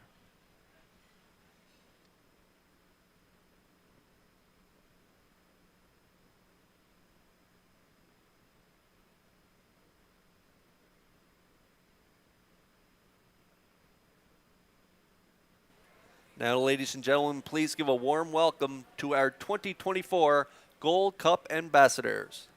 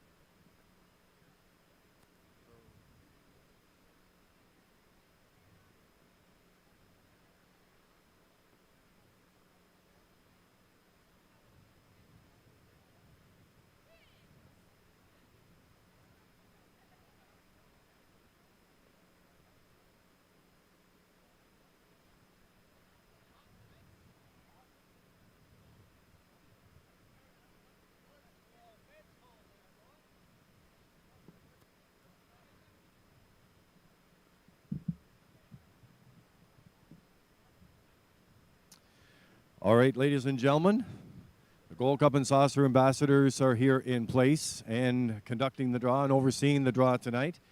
We have Gerard Smith, the race secretary with Red Shores, and also from the Harness Racing Commission, Mr. Kent Butler.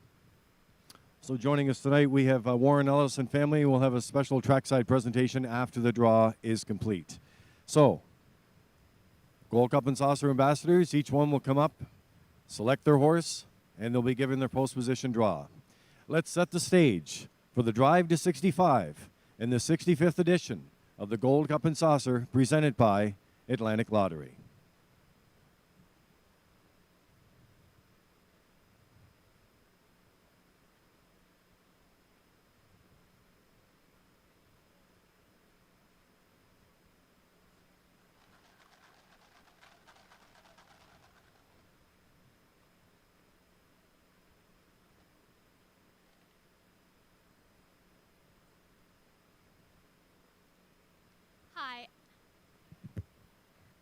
Hi, I'm Gold Cup Ambassador Tate McDonald, and I'm proud to represent Fortify, leaving from post position number 3.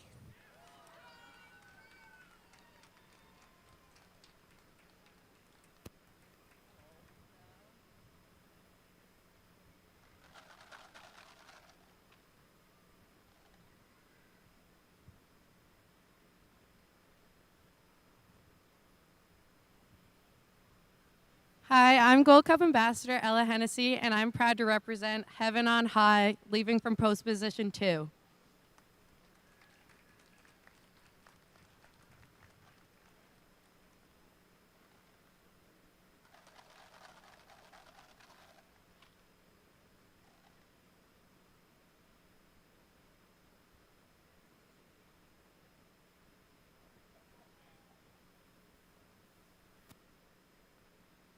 Sam McLeod, and I'm proud to represent Larry Carr, leaving from post position 1.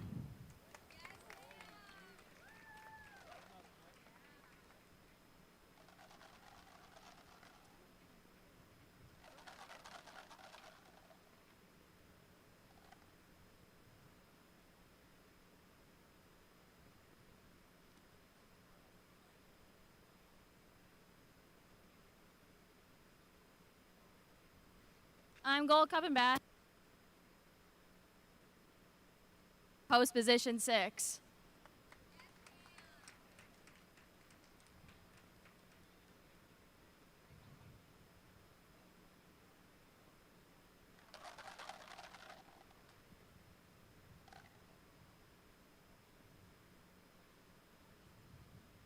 Hi, I'm Gold Cup Ambassador Audrey McPhee, and I am proud to represent Binge on Yankee, leaving from post position 5.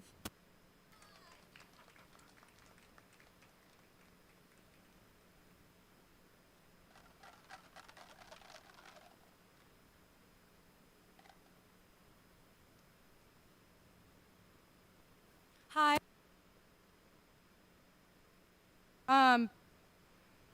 Proud to represent Covered Bridge, leaving from post position 4.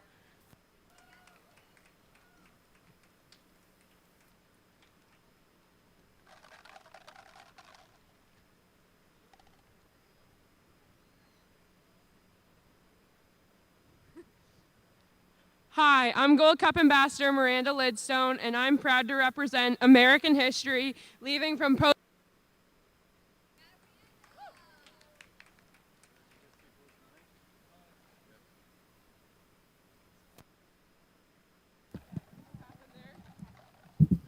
That was American history from post 9.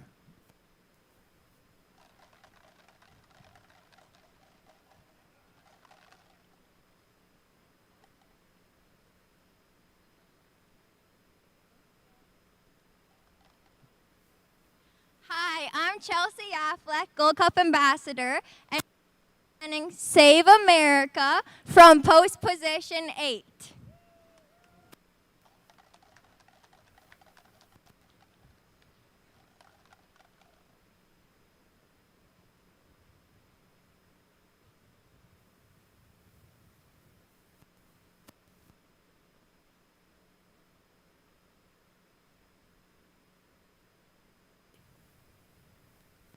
Hello?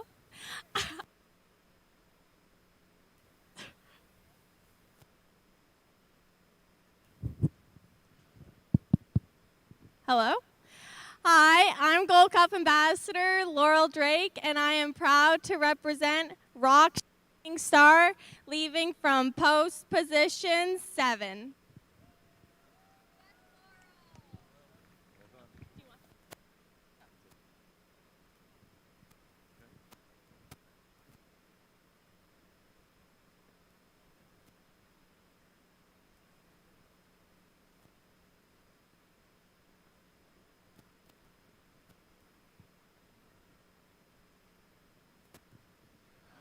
All right, ladies and gentlemen, the Gold Cup and Saucer ambassadors with their official draw here tonight. And I'm going to ask Warren Ellis from Warren Ellis and Family, Summerside Chrysler Dodge, to make a special presentation here for the ambassadors. And we're going to come right up here.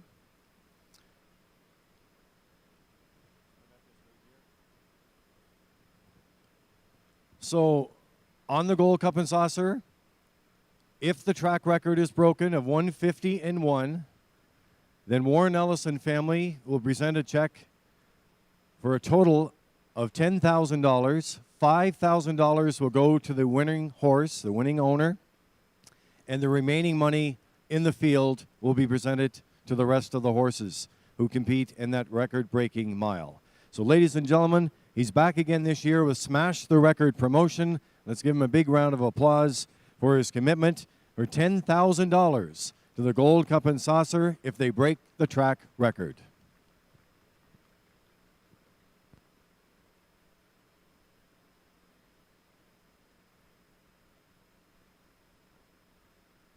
Thank you, Lee. It's been a great week so far in the harness racing, and I'm awful proud to be here. My gosh, the crowds are great. The track is fast, and we hope that the record's going down on Saturday night. Thank you. Thank you, Warren. So we'll move over here and get an official photo with the ambassadors. There you go. I'll ask you to hold that there. Thank you. So, ladies and gentlemen, the field is set for the 65th edition of the Gold Cup and Saucer presented by Atlantic Lottery, let's give a big round of applause to our Gold Cup and Saucer ambassadors, their horses, and post positions.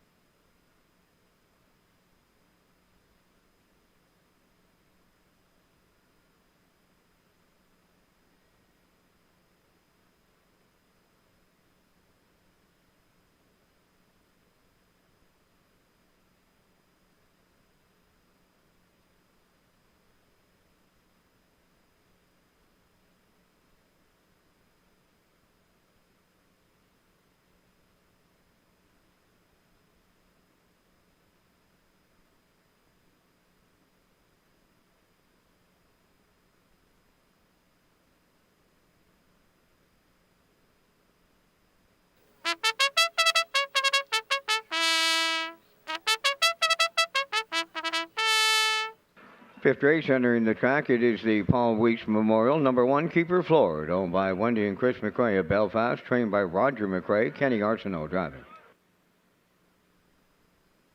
Doc Awesome 2, owned by Darla McCacker, Alan Goody, and Mike Cameron of Summerside. Darla is the trainer. Corey McPherson drives. Sure Gain, number 3, owned by Donald Beaton of Port Hood, Nova Scotia. Donald does the training. Rodney Gillis drives.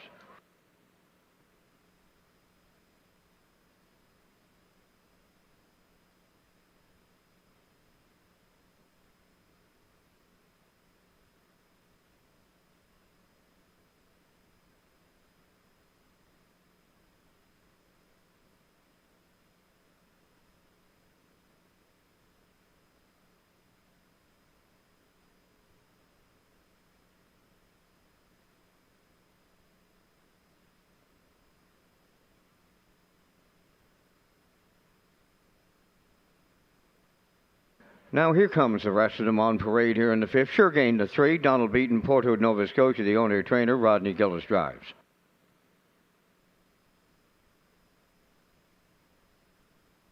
For Delightful Wine, owned by Erlen Campbell and Madison Poirier of Inverness, Nova Scotia. Madison is the trainer. Mark Campbell up.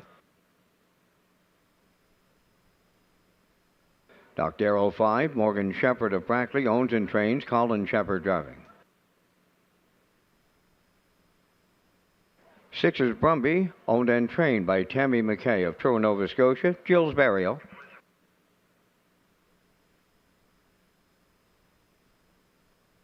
Number 7 is Elroy Shiner, owned by Frank Sweet of Knutsford, trained by Jeff Holmes. Brady Sweet driving. 8 is Nassau Hanover, owned by Brittany Dowling, Albert Hickox, and Claire Murphy, trained and driven by David Dowling. 3 minutes wagering time on race number 5, featuring the first of 2 super high fives on the night. And gentlemen, we're going to come up with our own selections here in the 5th. And again, we thank Results Marketing and Advertising and their presentation of the Vance Cam. Now, guys, I got to look at your 3 choices. I see they're identical. Wait till you listen to how I'm summing up race number 5. I'm going with the longest shot in the morning line, gentlemen. That is the 4 Delightful Wine. Consistent 58 pacer at Inverness. He'll go in 56 for sure over Charlottetown tonight. Campbell and Poirier, they teamed up here earlier, and they were long in the morning line. They went off like a 1-9, 1-5. So I like Delightful Wine. And right now he's getting a lot of attention on the tote board at 2-1. I'm going to go to the 6-horse Brumby, then the 7 Elroy Shiner.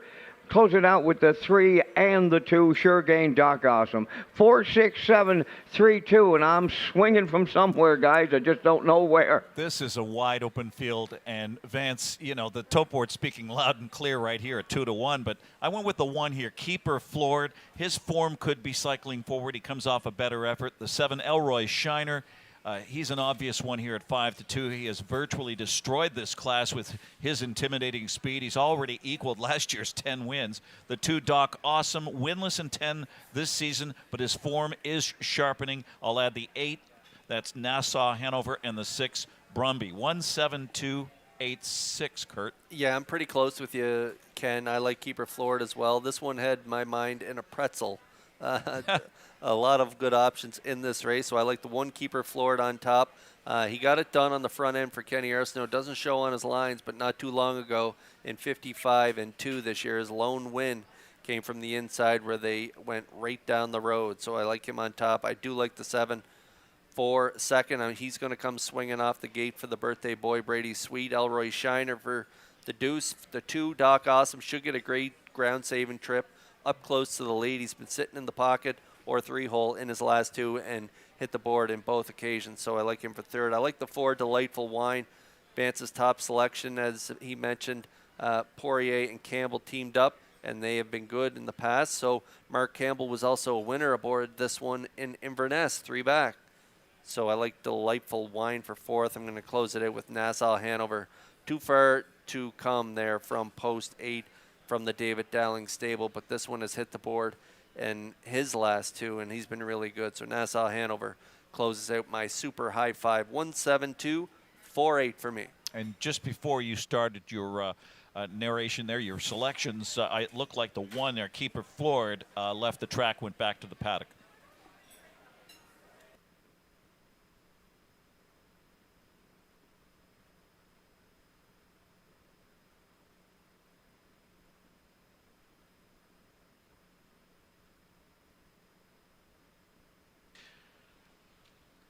For those of you on track, our 50-50 sitting at $1,550. $1,550 to the winner now.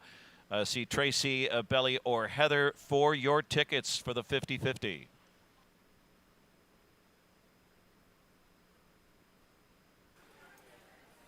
Okay, so the post positions are drawn for the 65th edition of the Gold Cup and Saucer presented by Atlantic Lottery, Ken, and it sets up to be a dandy race on Saturday night. Larry Carr has post 1, Heaven on a High N has post 2, 4-5.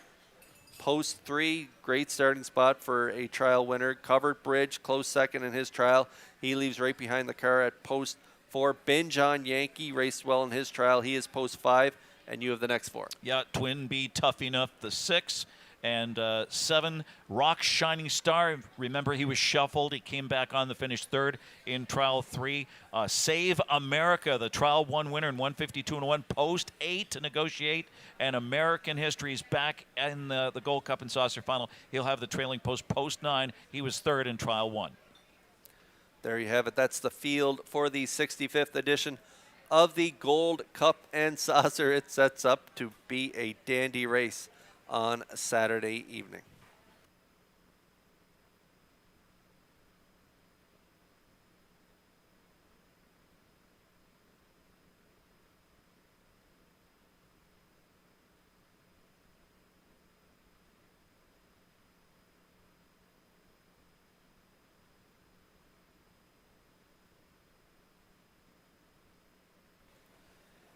Countdown clock ticking away here for race 5. It is the Paul Weeks Memorial, or super high 5 time here in Charlottetown, as well as the field of 8 lines up in behind the Metro Home Building Center starting gate. Upstairs for the call to track announcer Vance Cameron. Keeper Floor, Doc Awesome, Sure Gain. Delightful Wine, Doc Darrell Brumby. Elroy Shiner, Nassau Hanover. Top of the stretch.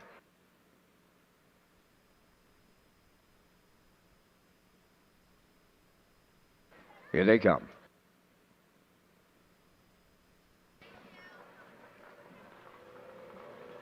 The rough and pacing Doc Awesome going to get the first call towards the rail. That is Keeper Floored. In between horses, Delightful Wine. Way out there. Elroy Shiner is firing here as they arrive at the 8. Doc Awesome got him there. But here is Elroy Shiner. He loves the front end. And the birthday boy, Brady Sweet, points him there. Moving over to the opening quarter, but he's parked all the way to the quarter. Elroy Shiner is now clear. Second is Doc Awesome, racing from 3rd towards the rail. Keeper Floored. Wow, they were sitting up. Boom! Just like that. 27 seconds flat. Down the stretch they come. Elroy Shiner the leader. Doc Awesome is 2nd. Keeper Floored 3rd. Here comes Delightful Wine from 4th.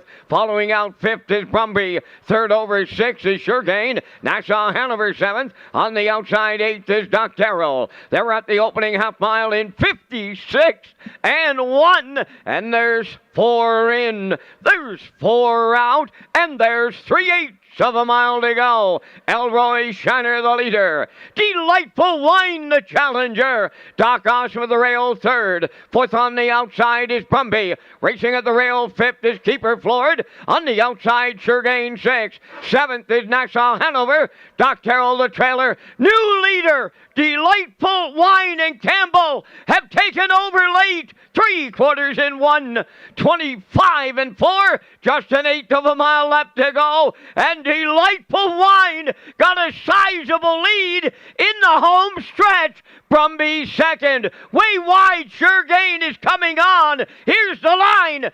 Delightful Wine in line to Mark Campbell. 2nd is Sure Gain. Nassau Hanover rallied up for 3rd. And it's a big time trip. 1:54.2.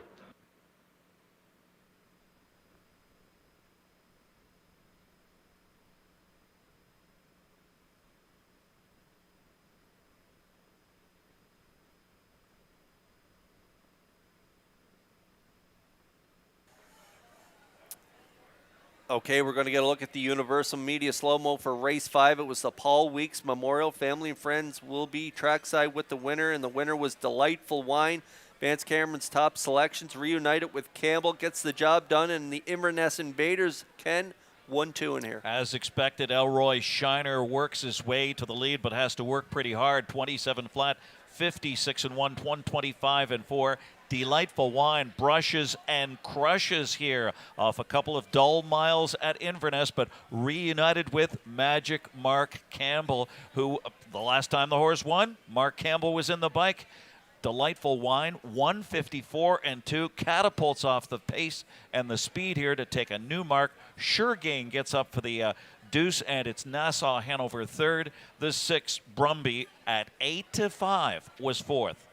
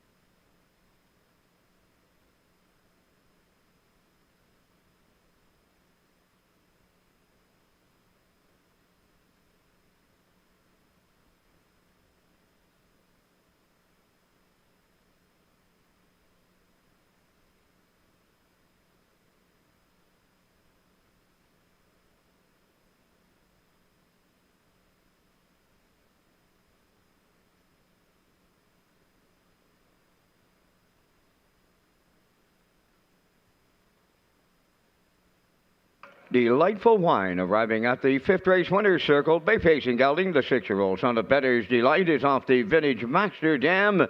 Wine with Me, owned by Erlen Campbell and Madison Poirier from Inverness, Nova Scotia. Bred by Doug Millard of Woodstock, Ontario. Trained by Madison Poirier. Mark Campbell picks up his second winner tonight for the double. And the horse has never been better than he was tonight here at Charlottetown, pacing to a new race win record of 154-2. Delightful Wine at trackside, the Paul Weeks Memorial Winner's Circle presentation.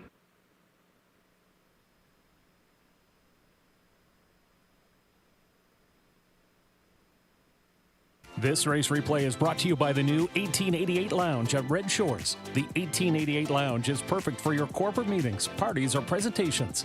Contact Rebecca in our Sales and Events Division for more information on the new 1888 Lounge upper level at Red Shores. Now the official results in race 5. Keeper Floored was 6th, Doc Awesome 5th.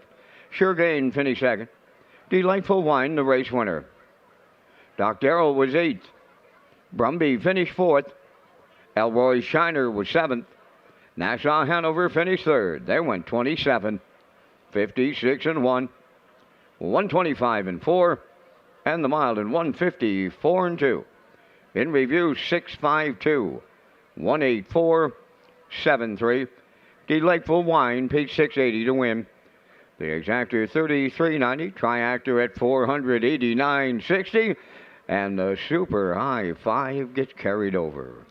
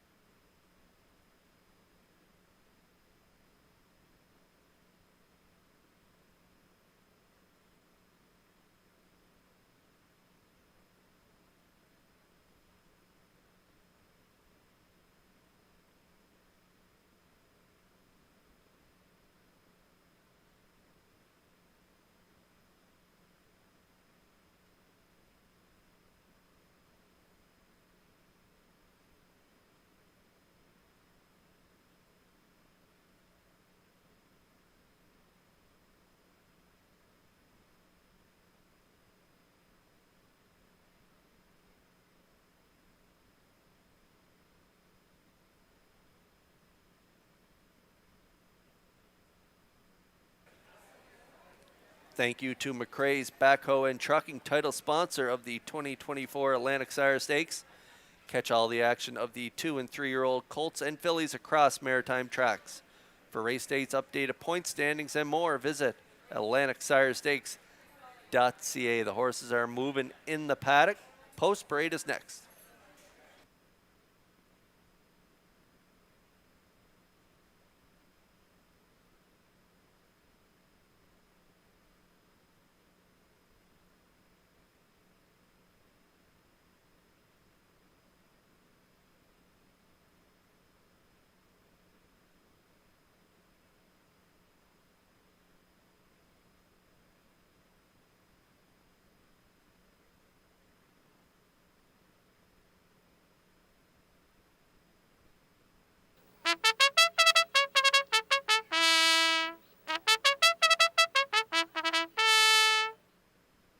Tonight's sixth race is the Harry and Doris Polton Memorial, number 1. Leaving Bruises, owned by Basil Hunter and Douglas Mullino of Stratford, trained by Jennifer Doyle. Damien McClellan drives.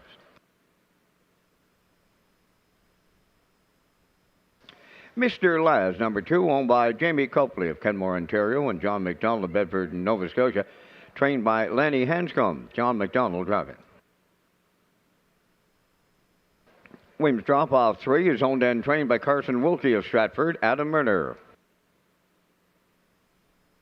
4, Pineapple Express is owned, trained, and driven by Willie McKay of Brynalbin.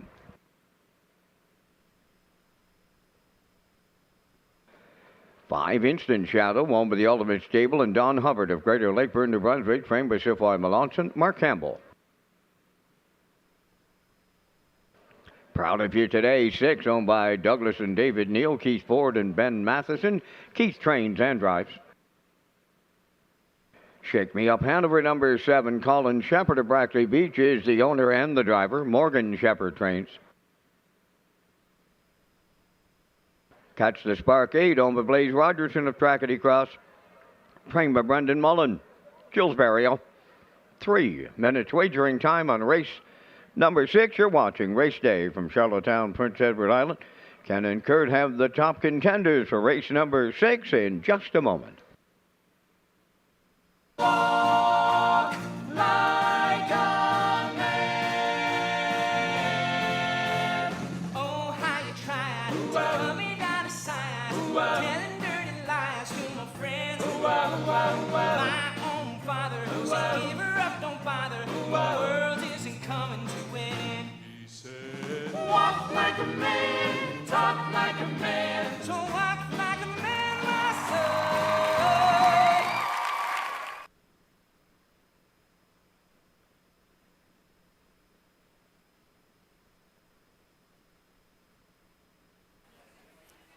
Race 6 starters on track for the Harry and Doris Polton Memorial. It's non-winners 451 the last 5. And we're tracking along with Ken Workington's selections, and he is on board the 1 in here, Leaving Bruises. 5-year-old gelding by Believin' Bruiser, owned by Basil Hunter and Douglas Mullino of Stratford. Jen Doyle, the trainer. Damien McClellan is on board for the drive. They had the rail last time out, a little give and go early. Almost went all the way. Yeah, Beaten Chalk has dropped all the way down the class ladder, took on late pressure and settled for 3rd last Friday. He's back on the rail, a chance to rebound in a wide open field. 3-5.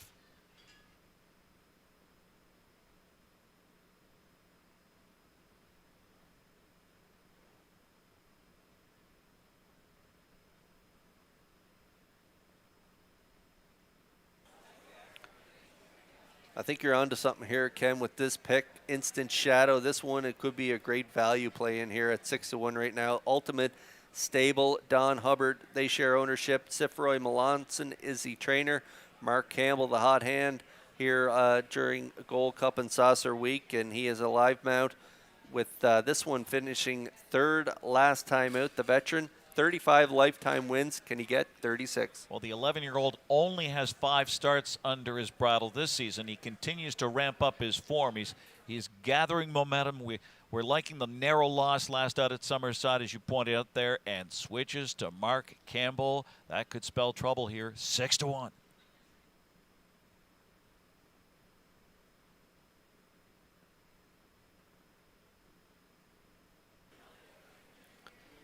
And there is the 7 Shake Me Up Hanover, Colin Shepard. He is the owner and driver for trainer Morgan Shepard.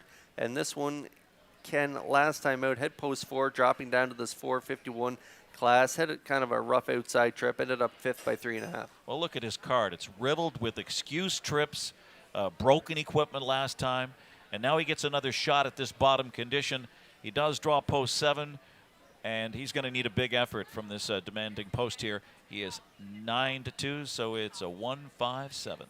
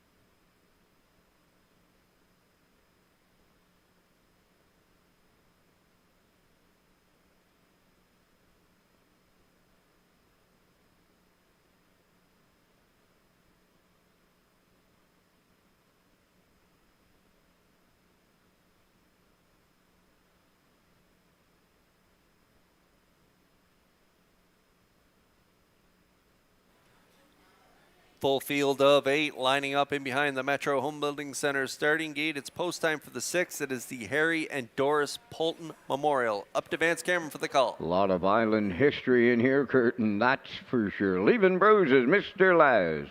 Wims drop off, Pineapple Express, Instant Shadow. Proud of you today, Shake Me Up Hanover, and Catch the Spark, top of the stretch. Approaching a start. The rough and pacing Pineapple Express leaves up the rail, leaving bruises into the turn for third. A Wims drop off on the rail. That's Mr. Lars fourth, coming fifth. 3 wide, that is Instant Shadow. Way out there in 6th is Proud of You Today.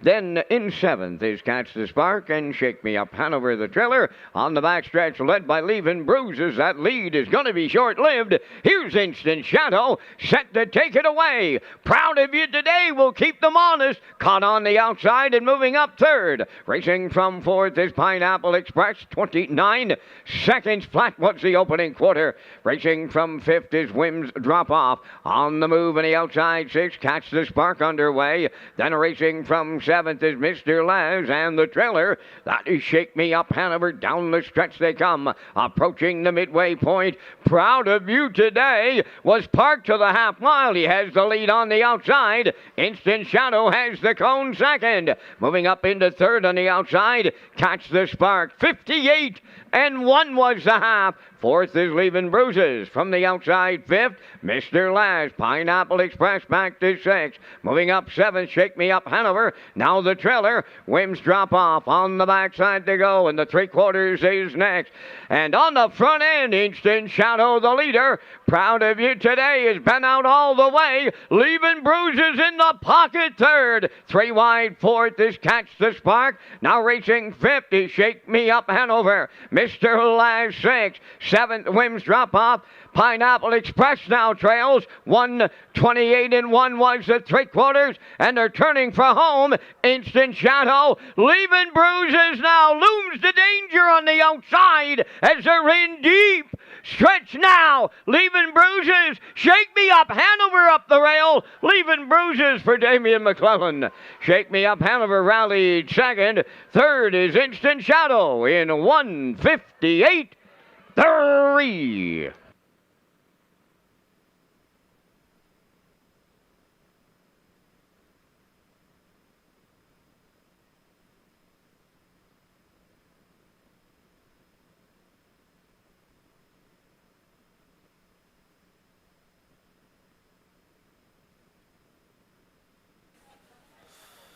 Okay, we're going to get a look at the Universal Media slow-mo. Ken, you were all over this ticket. Here is the Harry and Doris Polton Memorial, and it was Instant Shadow and Campbell getting to the front. A different trip for Leaving Bruises this week. Yeah, Instant Shadow did utilize his speed, did Mark Campbell. 29, 58 and 1, and was under that token pressure of the long shot Proud of You Today. Got parked the mile, 1:28 and 1.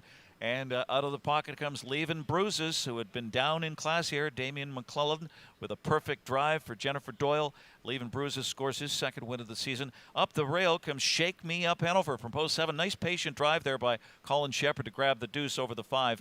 Instant Shadow 175.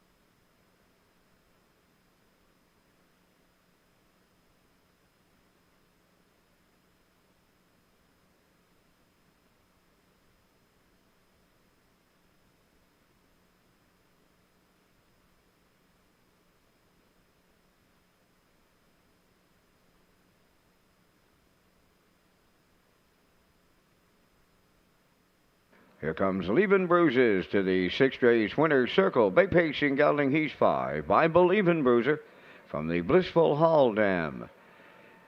Ann's Blissful Rose. Owned by Basil Hunter and Douglas Molyneux Stratford. Bred by Courtney Bishop from Amaranth, Ontario. Trained by Jennifer Doyle, Damien McClellan in the driver's seat for the win. And the mile in 158 and 3.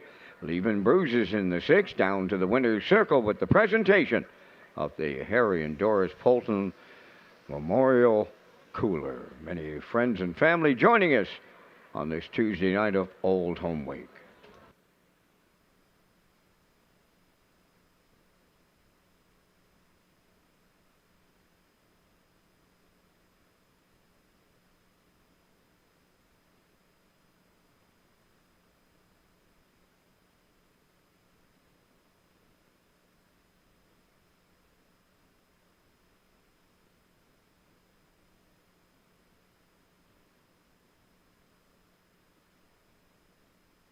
This race replay is brought to you by Windermere Farms.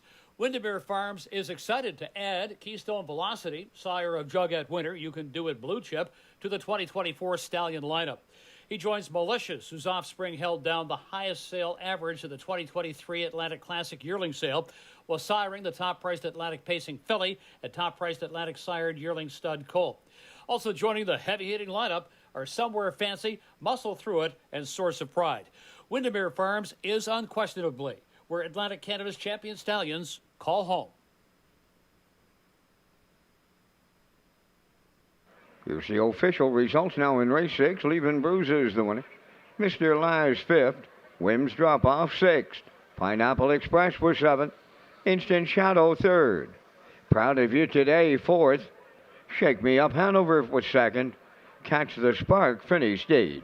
They went 29, 58 and 1, 128 and 1, and the mile in 158 and 3. In review, it's 156, 734, 28. Leaving Bruises paid 270. The Exactor 970. Triactor 4630, and the Superfecta 1770.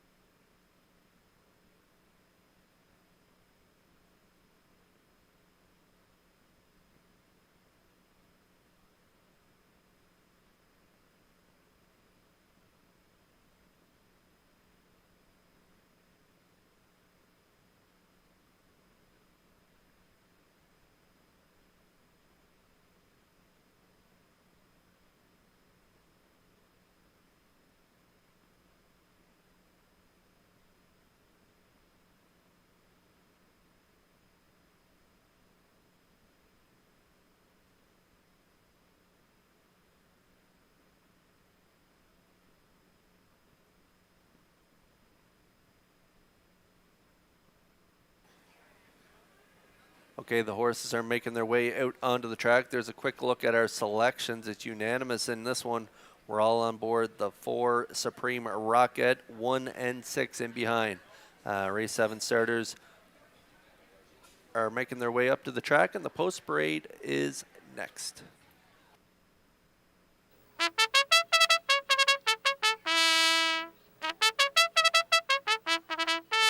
Seventh race, a division of the Atlantic Sire Stakes for 2-year-old trotters. Number 1, Fire the Rocket, owned by Donald McRae of Vernon Bridge, trained by Ashley Gamester. Jason Hughes drives. 2 is Dusty Lane Maddox, owned by Gary Ford of Stratford, and Darla J. of Charlottetown, trained by Vaughn Doyle. The drive goes to Kenny Arsenault. Marcus Down Ridge is number 3, owned by Wade Silliger from Borden Carlton. Claire McDonald trains and drives. 4, Supreme Rocket, owned by Jamie Whalen of Vernon Bridge. Mike McGuigan trains and drives. 5 is Mile Hill Cash, owned by John Bro of Shediac, Cape New Brunswick, trained by Paul Morrison. Jill's Burial. 6 is Dusty Lane Kahlua, owned by Gary McDonald of Dundas, Ontario, and Ronnie Gass of Cornwall, trained by Lenny Myers. Mark Campbell drives. 7, Magian Mystery has been scratched. 3 minutes wagering time on race number 7. Just 3 minutes to post time. Back to the HBI broadcast desk with Ken Workenden and Kurt Hughes with the race day recap presented by Metro Home Building Center. And here is the race day recap brought to you by Metro Home Building Center. As we take a look at the first 6 races in the opener, it was the Chalk Players Delighted 1-9 Elm Grove Red Wine all alone for David Dowling. 4 in a row, piling up the wins. A new lifetime mark here of 155, polishing it off with a 29-4 over Stone Beach Lily, and Dollywood was third at 60-1.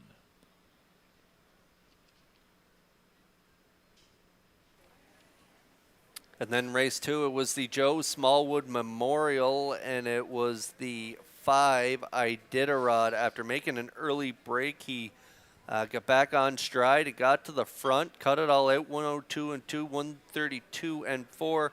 Kicked home in 30 and 1 for the mile of 203, and the 5-4-1 try paid 82.10. In the third race, Atlantic Sire Stakes 2-year-old trotters. The big favorite was Ocean View. Nikki on the point. Here is Dusty Lane Gus with trot at both ends. Mark Campbell for Leonard Myers. Dusty Lane Gus breaks his maiden in style with a mile of 2 minutes and 3/5 over Ocean View Nikki and West River Jet.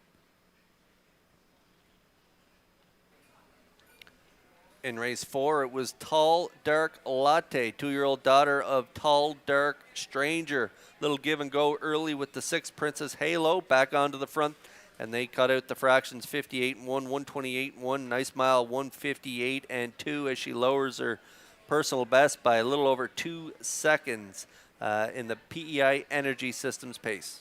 In race 5, Delightful Wine, the 4, 12-1 on the morning line, took all kinds of action and delivered. Went off at 2-1. The Vance Cameron selection here, Delightful Wine. The last time he won, Mark Campbell was in the bike, so he doubles up here. New lifetime mark, a sparkler, 154 and 2, and that one defeated Suregain and Nassau Hanover. And then race 6, it was the Harry and Doris Polton Memorial, and it went to the 1 Leaving Bruises on the front end last week, faded to third. This week, Damien put her right in the 2 hole, and he got it done. Leaving Bruises gets it done in the end, 158 and 3 off the pocket pop down the lane. Leaving Bruises, Shake Me Up Hanover second, Instant Shadow third, and the try paid 46.30. And that is the race day recap presented by Metro Home Building Center.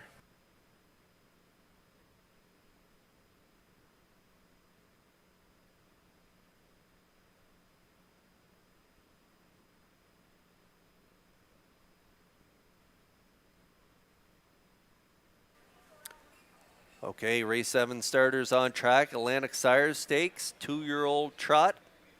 And we're back on board with a McGuigan trainee in here. Mike McGuigan trains and drives this 2-year-old daughter of EL Rocket. Supreme Rocket owner and breeder, Jamie Whalen of Vernon Bridge. And this one, Ken, 2 for 3. Yeah, you've got to admire the way this filly has been high-stepping her way to the winner's circle elsewhere for Michael McGuigan. Her miles at Truro and Northside would crush these. And right now, she's even money.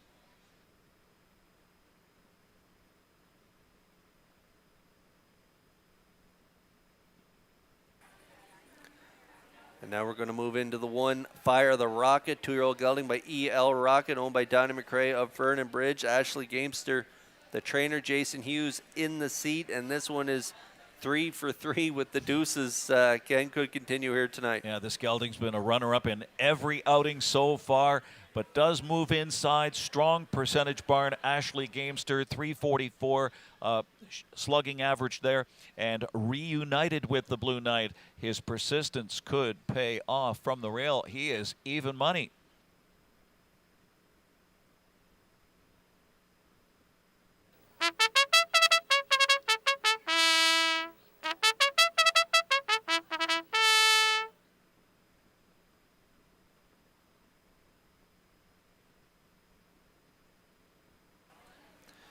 And there's the 6, Dusty Lane Kalua, owned by Gary McDonald and Ronnie Gass. Lenny Myers, the trainer. Mark Campbell in the seat. Mark's having quite a night. Could he get this 2-year-old daughter of E.L. Rocket to the winner's circle? Possibly. Comes off an improved effort, added the trotting hobbles last time, and that helped. Got parked chasing a standout in Ocean View Nicky, and retains Mark Campbell at 5-1.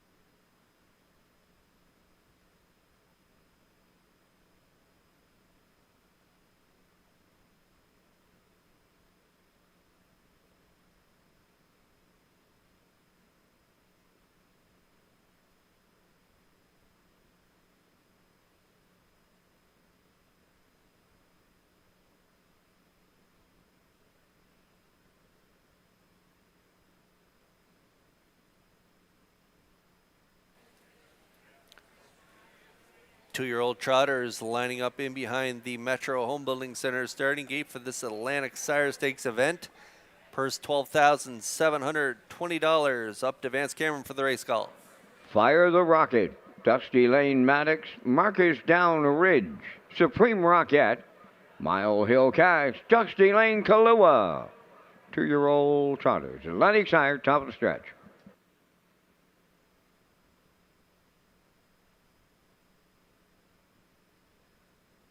Now approaching a start.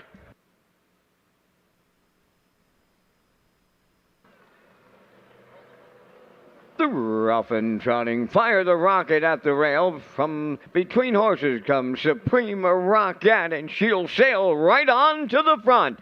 Second is Fire the Rocket, coming on the far outside. Dusty Lane Kalua picks up third. Fourth on the outside is Marcus Down Ridge at the rail. That is Dusty Lane Maddox.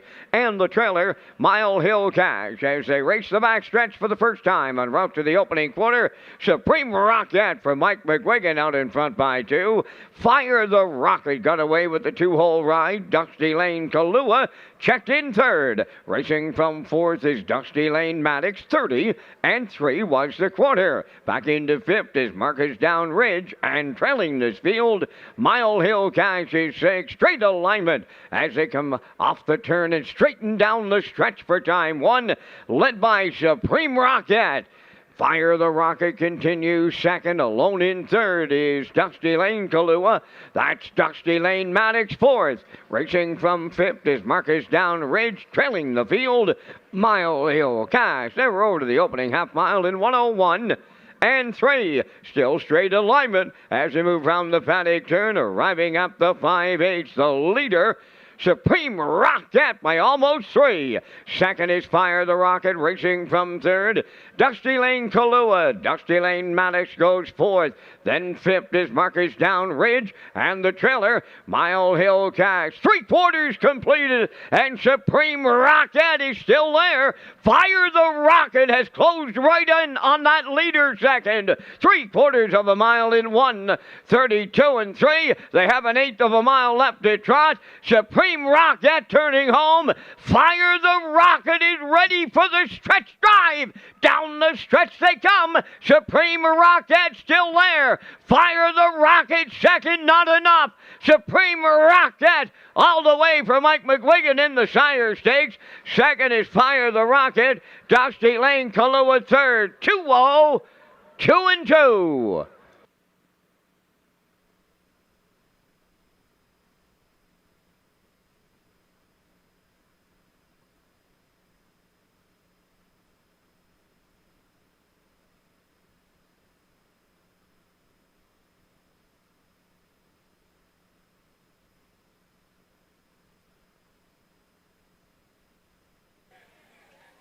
Okay, we're going to get a look at the Universal Media slow-mo stretch drive here, and it was Supreme Rocket. Ken, no surprises. Mike McGuigan puts his 2-year-old daughter of EL Rocket on the front, makes no mistakes down the road. Absolutely. Just as the race started, what did I say? Stop the race, right? If you've got a ice-cold $500, I got a $500 4-6 here, 4-1, I should say. But Supreme Rocket, great job by Michael McGuigan, 30 and 3, 101 and 3, 132 and 3, and then polishes it off with a 29 and 4. A new mark here for this EL Rocket filly, 202 and 2. Supreme Rocket now 3 for 4. Fire the Rocket, a solid second. Dusty Lane Kahlua rounds out your trifecta or triactor.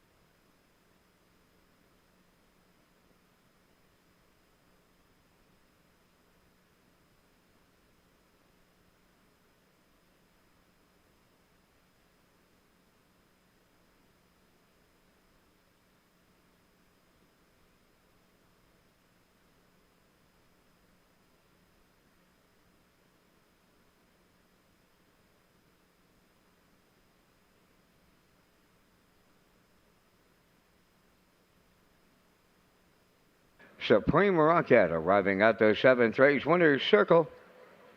Trotting Bay Filly 2 by EL Rocket off the Federal Flex Dam. Supreme Monarch, a homebred of Jamie Whalen of Vernon Bridge.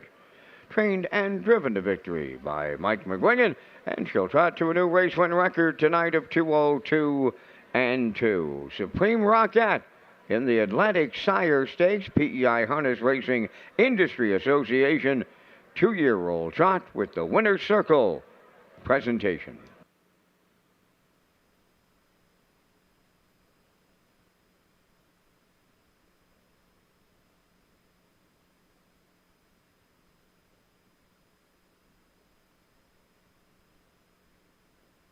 Now the official results in the 7th. Fire the Rocket was 2nd. Dusty Lane Maddox 5th. Marcus Down Ridge 4th. Supreme Rocket, This the race race replay winner. is brought to you by Mile Hill Cash was sixth. Dusty Lane Kahlua finished third. Magian Mystery was scratched. Fractions of 30 and 3, 101 and 3, 132 and 3, and the mile in 202 and 2. From the top, your program reads 254, 16, 3 scratched. Supreme Rocket at 240, Exactor 360. The Triactor was 780, and the Superfactor was $1.56.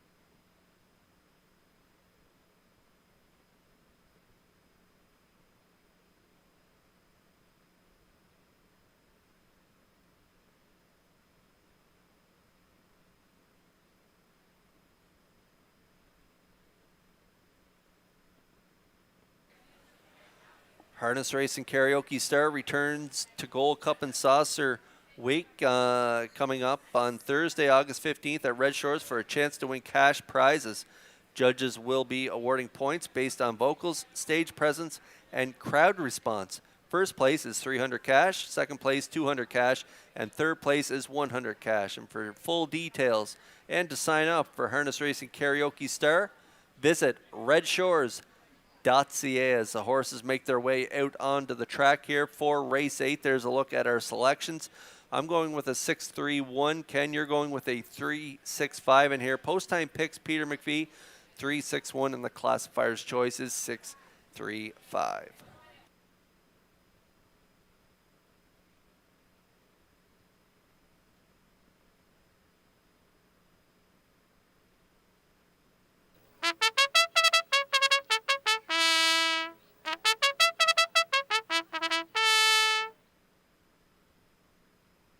Eighth race on Post Parade. It is the Carolyn Soup Gormley Memorial number 1 Elm Grove Mistress, owned by Danny Bird of Vernon Bridge, trained by Jennifer Doyle. Jason Hughes driving. JM Sports Fan number 2, owned by Angus Burt, Morris McCabe, Wayne McPherson, and Harold Shepard. Harold is the trainer and driven by Stephen Shepard. She's One Bad Mama, wears number 3, owned by Patrick Moores of Charlottetown, trained by Ron Matheson, Jill's Burial. The Real Princess number 4, Dr. Mitch Downey of St. John, New Brunswick is the owner and the driver. Alan Stevenson is the trainer. Salzbrook Feisty is number 5, owned by Kerry and Lois Saunders of Bible Hill, Nova Scotia. Kerry is the trainer, driven tonight by Mark Campbell. Woodmere Roll Lily wears 6, owned by Marcia Knox of Stanhope and Corey Livingston of Village Green, trained by Melissa Rennie. That's out of Murder. 4 minutes wagering time on race number 8. The field is set for the 65th edition of the Gold Cup and Saucer presented by Atlantic Lottery. Back down to Ken and Kurt with a look at the draw.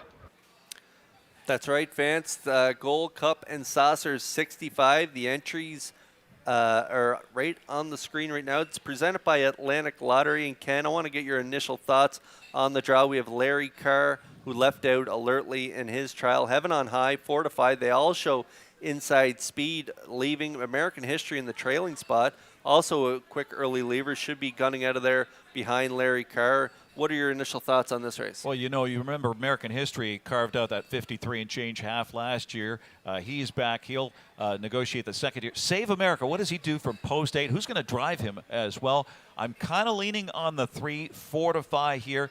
4 to 5 was just roaring out of the pocket there for James McDonald, and we're going to find out who drives him as well. Covered Bridge, a defending champion. You can't leave him out. Post 4 for him. He's going to be forwardly placed.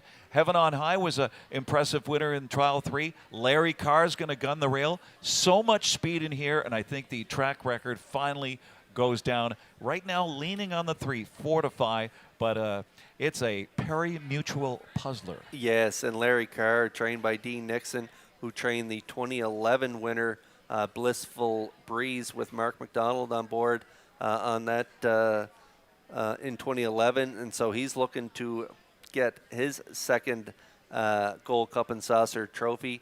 And you're right, he has that good early speed. Heaven on a High left off the gate well in his elimination. And like you say, 4 to 5. He just pulled pocket there at the top of the stretch. He exploded. Cover Bridge, I think, leaves in a great spot from post 4, mid-pack. He loves that off-the-pace stalking type trip. So I think he is a major player in there. And like you said, Save America, what's he do from out there in post 8? They got a tall test ahead of them from the outside of the gate. But it sets up to be a dandy Gold Cup and Saucer. Again, it goes Saturday evening, presented by Atlantic Lottery for a $100,000 purse.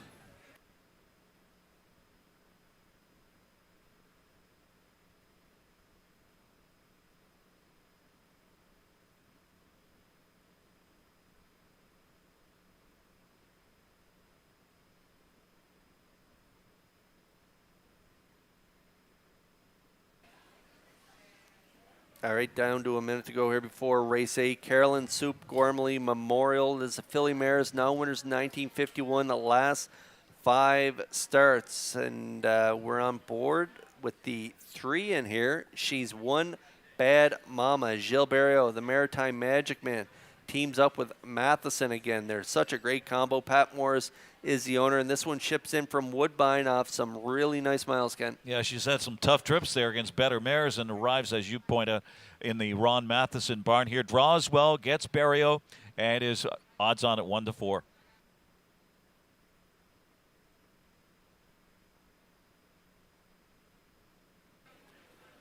Woodmere Roll Lily, she's just having a terrific season. 11 for 16 in the top 2 so far this year.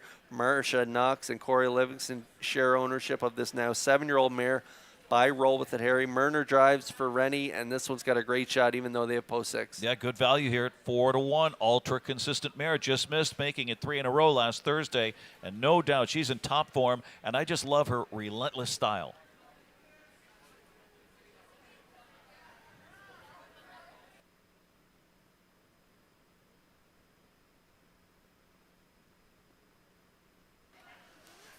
So for third on your ticket, you're going with the 3-year-old filly Big Jim up against the age mares in here. Salzbrook Feisty from post 5 had a big win last time out in Inverness in the Phil Pinckney.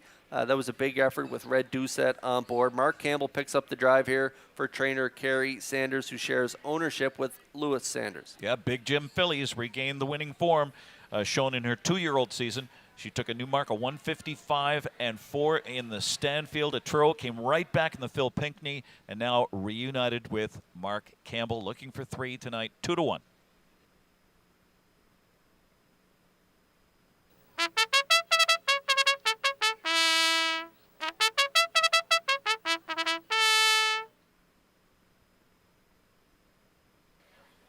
Okay, time has run out to get a ticket here on race 8. There's a good look at the 1 Elm Grove Mistress.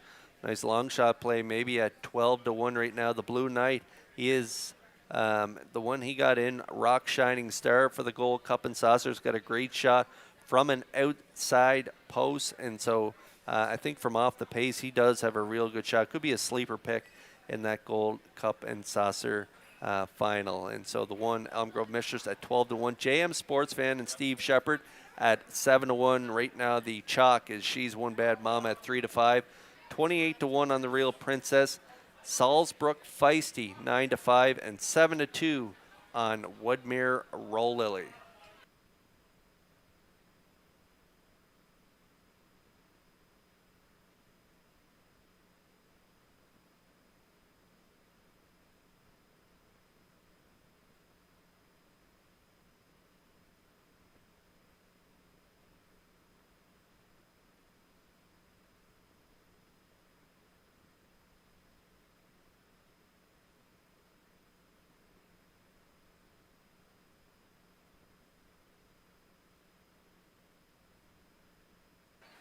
Race 8 starters lining up in behind the Metro Home Building Center. Starting gate is the Carolyn Soup Gormley Memorial. Family and friends will be trackside with the winner. Let's send it upstairs to track announcer Vance Cameron for the call. Elm Grove Mistress, JM Sports Fan, She's One Bad Mama.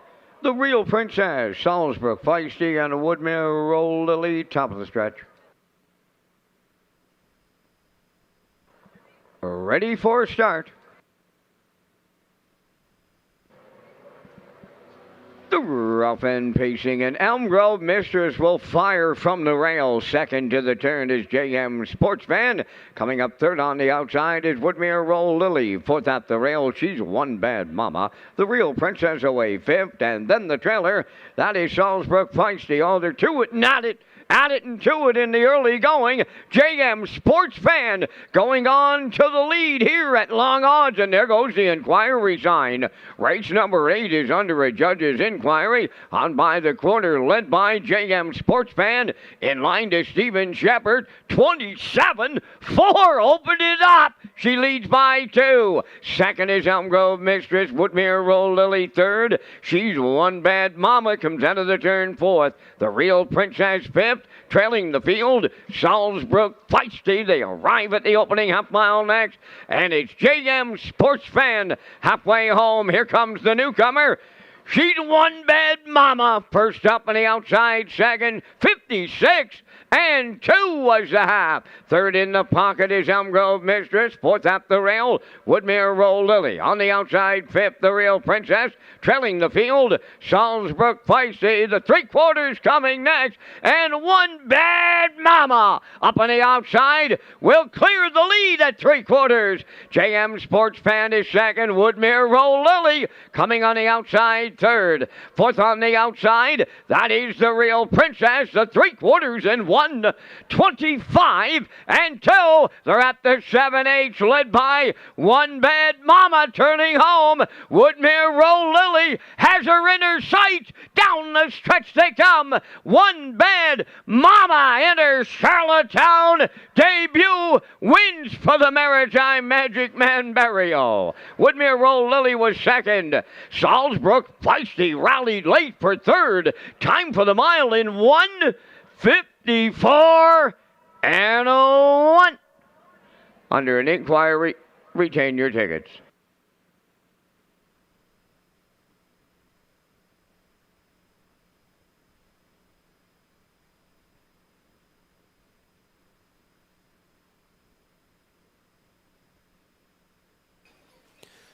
She's One Bad Mama shipping in from Woodbine Mohawk Park into the Ron Matheson stable. The Maritime Magic Man Barrio on board. What a brush and crush that was from the three.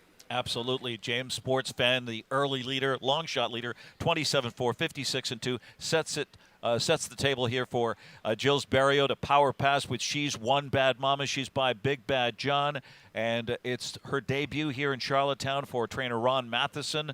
She's One Bad Mama down the road here at 2-5 and 1:54 and 1. Last quarter 28 and 4. Woodmere Roll Lily keeps her long form spree alive with a strong second for post 6. Salzbrook Feisty third. Ice cold 3-6-5. Judges inquiry in effect. Judges inquiry involving the start of race number 8. Retain your tickets. Judges inquiry involves the start.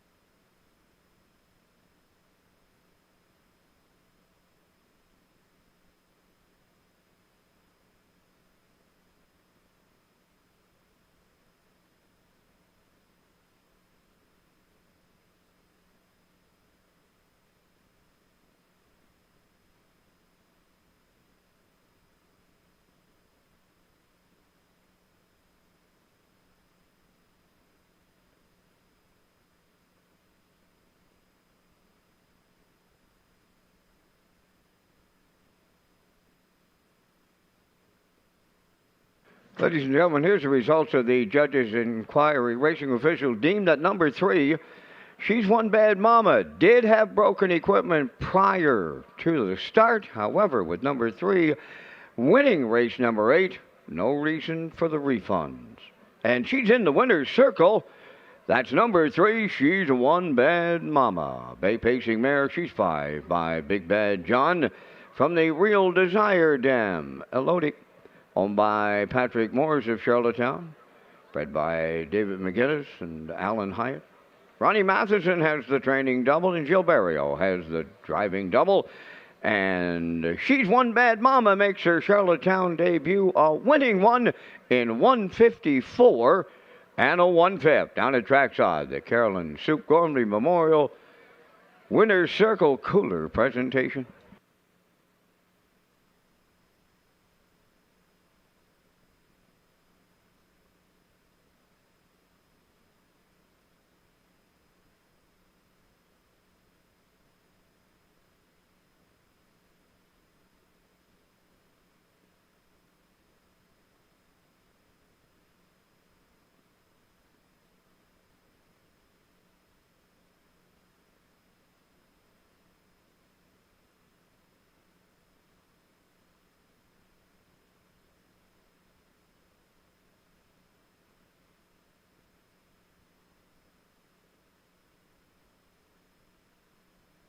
This race replay is brought to you by Symes Horse Transport. Based in Nova Scotia and with over 20 years of experience, Chucky Symes would welcome the opportunity to transport your horses when you need them moved. Operating 2 rigs, Symes Horse Transport offers safe, feasible, and timely trucking in Canada and the U.S. Symes Horse Transport is a commercially covered horse carrier. They also buy and sell horses. To book a stall and to get a quote, call or text 902-664-7086 or email st.symes@gmail.com. Good luck racing. Here's the official results in race 8. Elm Grove Mistress 5th. JM Sports Fan 6th. She's One Bad Mama was first and had broken equipment. The Real Princess 4th. Salzbrook Feisty finished 3rd. Woodmere Roll Lily 2nd. They went 27-4. 56-2. 125-2. And the mile in 154-1. In review, it's 5-6-1. 4-3-2. She's One Bad Mama paid $280. The exactor $690. Triactor $2390. Superfecta was $1318.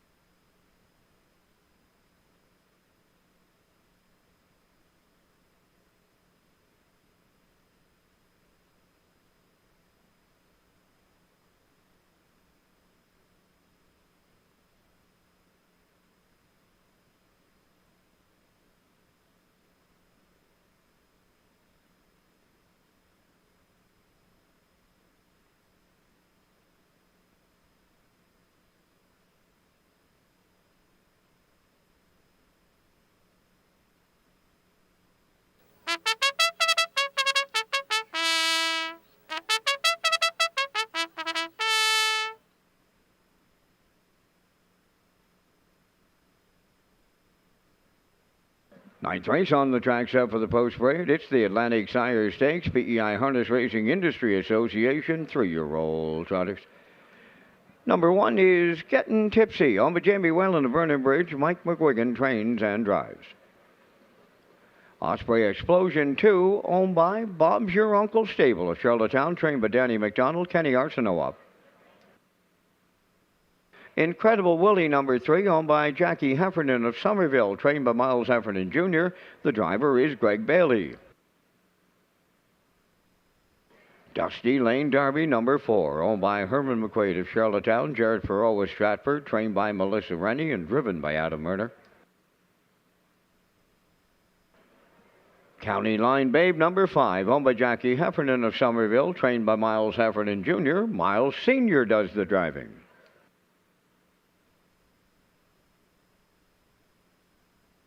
Six is Magian Rocket. Jim Ripley of Amherst, Nova Scotia, owns, trains, and drives. Number 7 is Dusty Lane Mabel, owned by Renison Racing, Nicholas Fleming, and David O'Neill. Trained by George Renison. Tonight, Corey McPherson. 4 minutes wagering time on the 9th race. Title sponsors The Guardian and Saltwire are proud to present the James McGregor Memorial on Friday, August 16th, right here at Red Shores, Charlottetown. The Guardian is the title sponsor of the James McGregor Memorial Gold Cup Consolation. This special race is held annually during Gold Cup Week and honors the contributions of the McGregor family to the harness racing industry. Cadillac by Emma. Twin V toughing up. Final surge. Twin V toughing up. An amazing 151-1. Rockabilly Rebel. Living the beach life and timing it maybe just right. No plan intended on the outside. Living the beach life. Living the beach life. And Jody Jameson. Don't miss this year's race, scheduled for Friday, August 16th at Red Shores, Charlottetown. The James McGregor Memorial Gold Cup Consolation, proudly presented by The Guardian.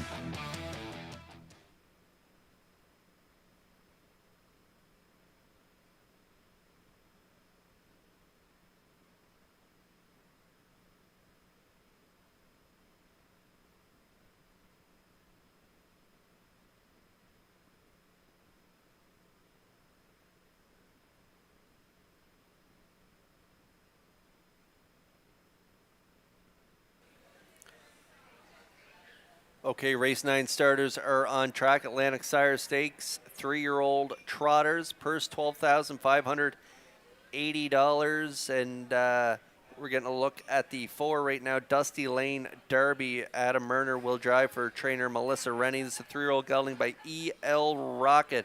Has really good gate speed over the last few weeks. Always ends up in that 2-hole, getting that nice pocket ride last time out.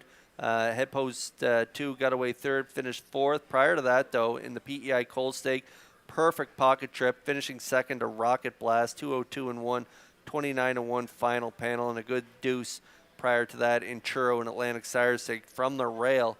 Race timed in 59-3. Dusty Lane Derby, a great option for exactor players, 6-5.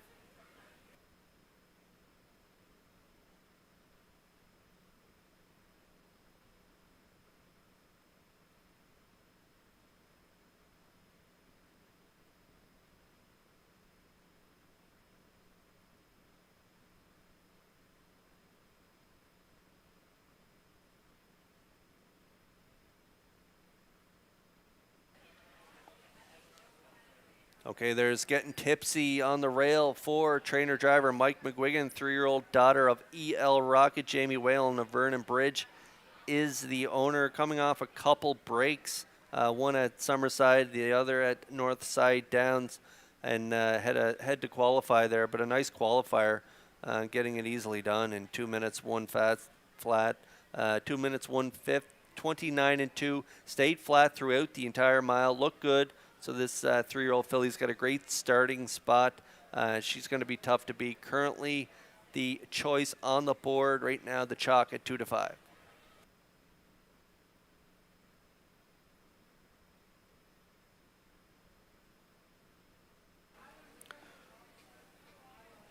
Renison Racing Inc., Nicholas Fleming, David O'Neill, all share ownership of the 7. Dusty Lane Mabel. This is a 3-year-old daughter of E.L. Rocket. Corey McPherson doing the driving for trainer George Renison. A nice win there in Inverness in the Phil Pinckney. Got away from post 2, sitting into the 2-hole, ended up sitting 3, ended up getting up for the win though in 2:06 and 1. And so a one-time winner from 4 starts this year. The outside of the gate, good option for triactor players.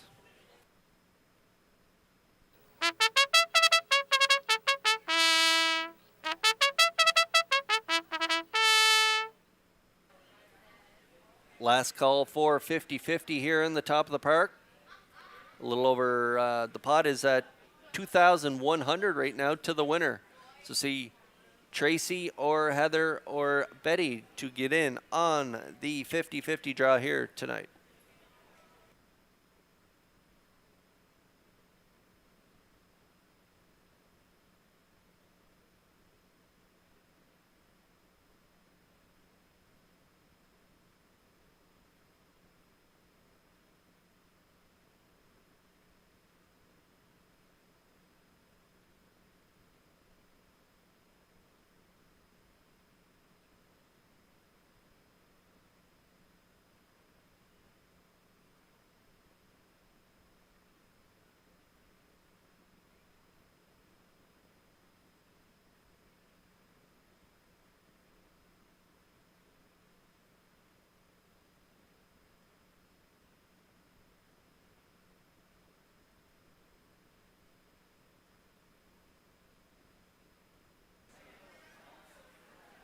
Three-year-old trotters lining up in behind the Metro Home Building Center's starting gate. It's post time for the 9th. Atlantic Sire Stakes action here in race 9. Upstairs for the call to track announcer Vance Cameron. Getting Tipsy, Osprey Explosion, Incredible Willie. Dusty Lane Derby, County Line Babe, Magian Rocket, Dusty Lane Mabel, top of the stretch. Approaching a start.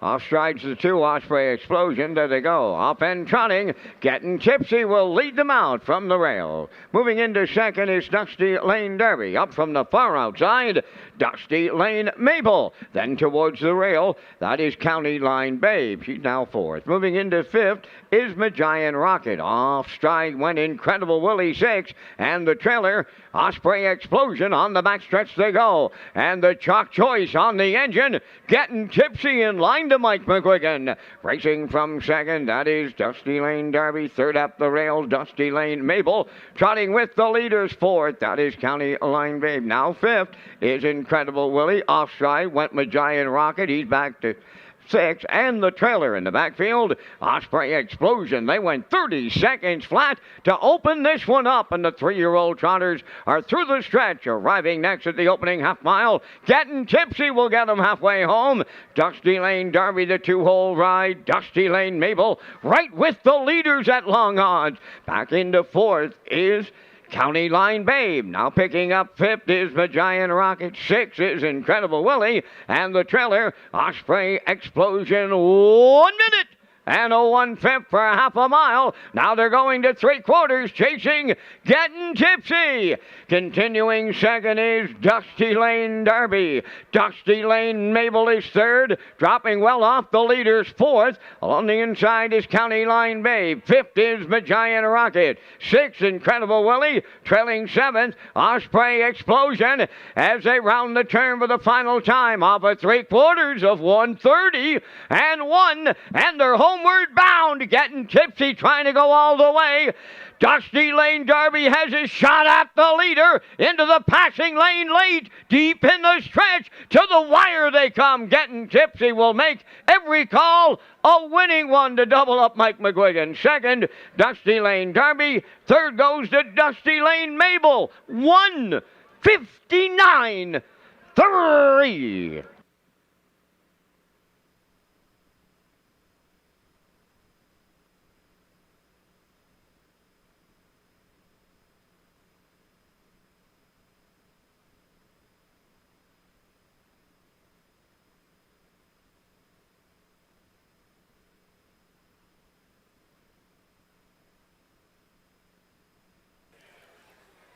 All right, we're going to get a look at the stretch drive slow-mo brought to you by Universum Media. And not only does he double up, Mike McGuigan doubles up in stakes action here. His stable's been on fire this year, and he's got another good-looking daughter of E.L. Rocket on the front end here aboard Getting Tipsy, 30, 1 minute, 1/5. 3/4, 1:30 and 1, kicks home in 29 and 2 for a nice effort of 1:59 and 3. Getting Tipsy gets it done in the Atlantic Sire Stakes. There goes the judge's inquiry sign in race number 9. It involves number 3, Incredible Willie, and a possible lap-down break at the finish.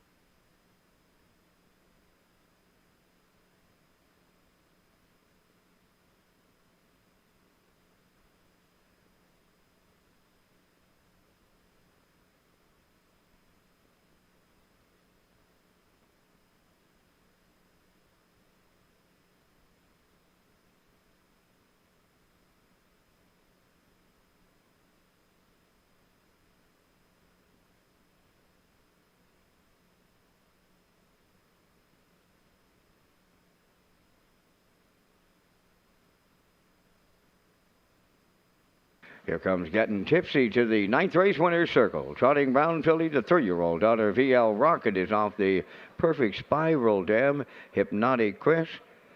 Owner Jamie Whelan of Vernon Bridge. He doubles up in the stakes. And the filly bred by Blaine White of Bell River. Mike McGuigan trains and drives his doubles in the Sire Stake tonight.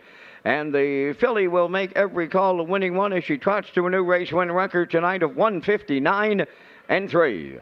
Getting Tipsy in the Atlantic Sire Stakes with the Winner's Circle presentation.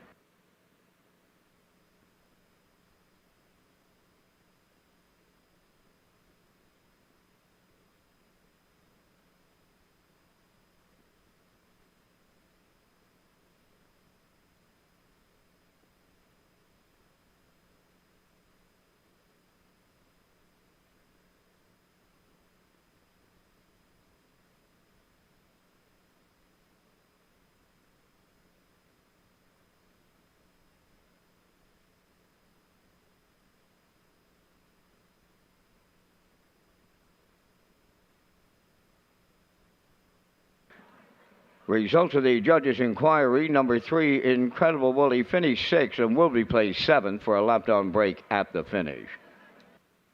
Now the complete and official results from the 9th race. Getting Tipsy, the winner. Osprey Explosion was 7th, placed 6th. Incredible Willie finished 6th, was placed 7th for the lap-down break at the finish. Dusty Lane Derby was 2nd. County Line Babe 4th. Magian Rocket 5th.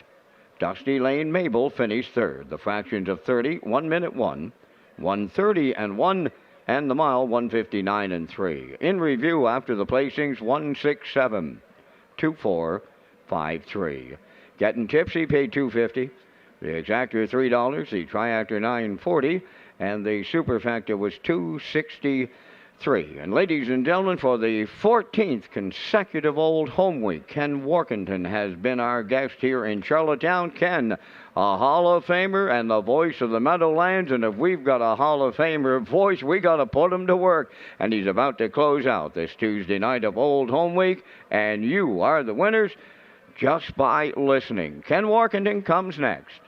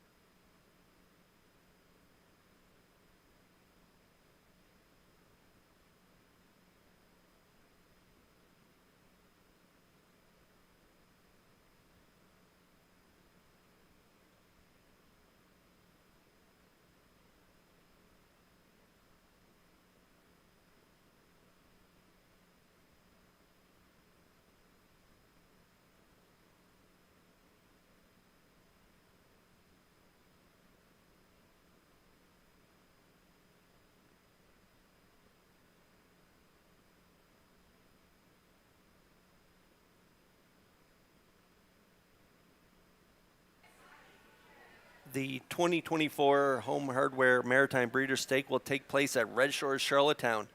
2- and 3-year-old trotters will compete on Thursday, October 24th, followed by a doubleheader on Saturday, October 26th for 2- and 3-year-old pacing colts and fillies. Thank you to sponsors Metro Home Building Center, High Tide Home Hardware Building Centers, and the Maritime Breeders Association.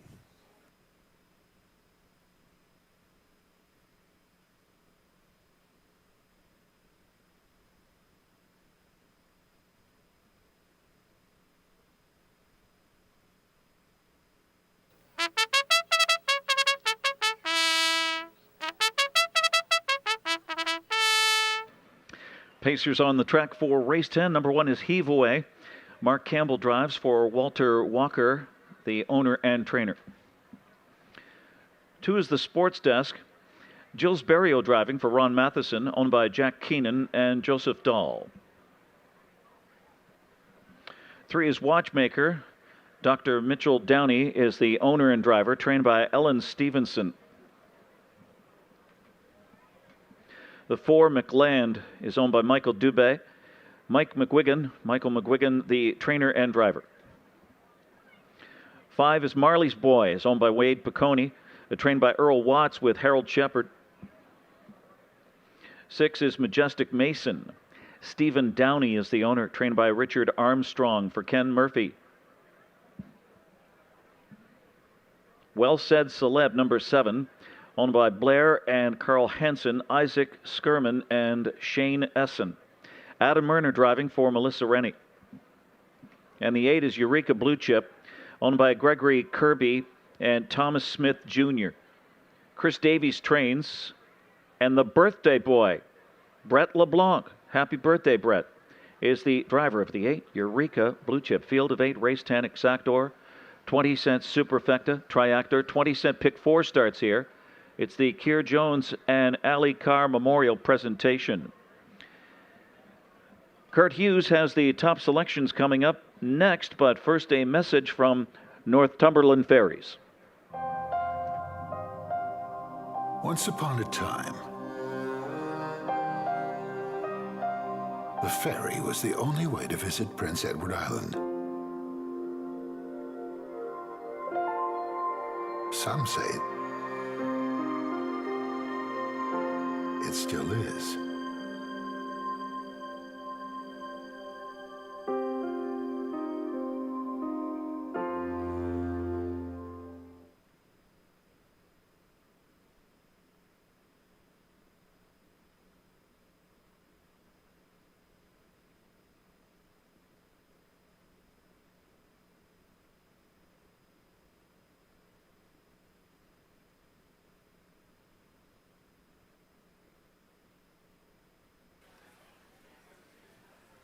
Race 10 starters are on track. It is the Keir Jones and Ali Carr Memorial. 5-year-olds younger, winners of 3, not more than 5 races a life. And I'm going with the Sports Desk in here. 3-year-old gelding by Sports Writer, owned by Jack Keenan and Joseph Dahl, Ron Matheson and Barrio.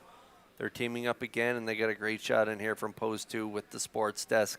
Last time out from Post 5, put on the front end, and this guy got the job done in a new personal best time of 1:55 and 2, closing quarter 28 and 2. So from this inside draw, I'm looking for another trip up near the front or on the lead, and I think Barrio and the Sports Desk can go the distance at 2-1.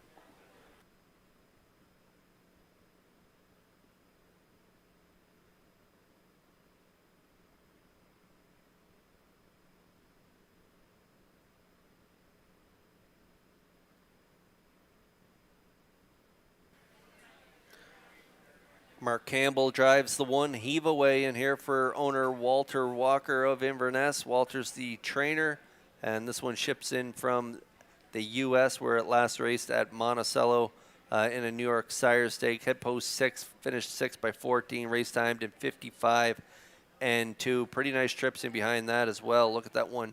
4 starts back, 51 flat, closing quarter 27 and 1, and that was at the Speedy Vernon Downs in a New York Sire event. That was from post 7. on that day. So great starting spot here for this one. Heave away from the pole position, the chalk at 4-5.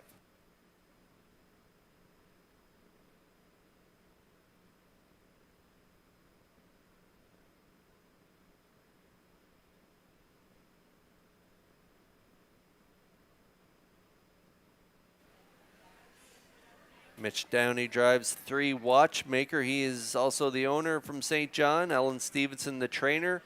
This one had a real nice third. 2 starts back, 56-2, grinding it out. First up here in Charlottetown was a winner on the front end. 5 back and 57-2, closing quarter 27-3. So draws into a good spot here from post 3. Should be able to track along in the top 3. Watchmaker, good price right now at 12-1.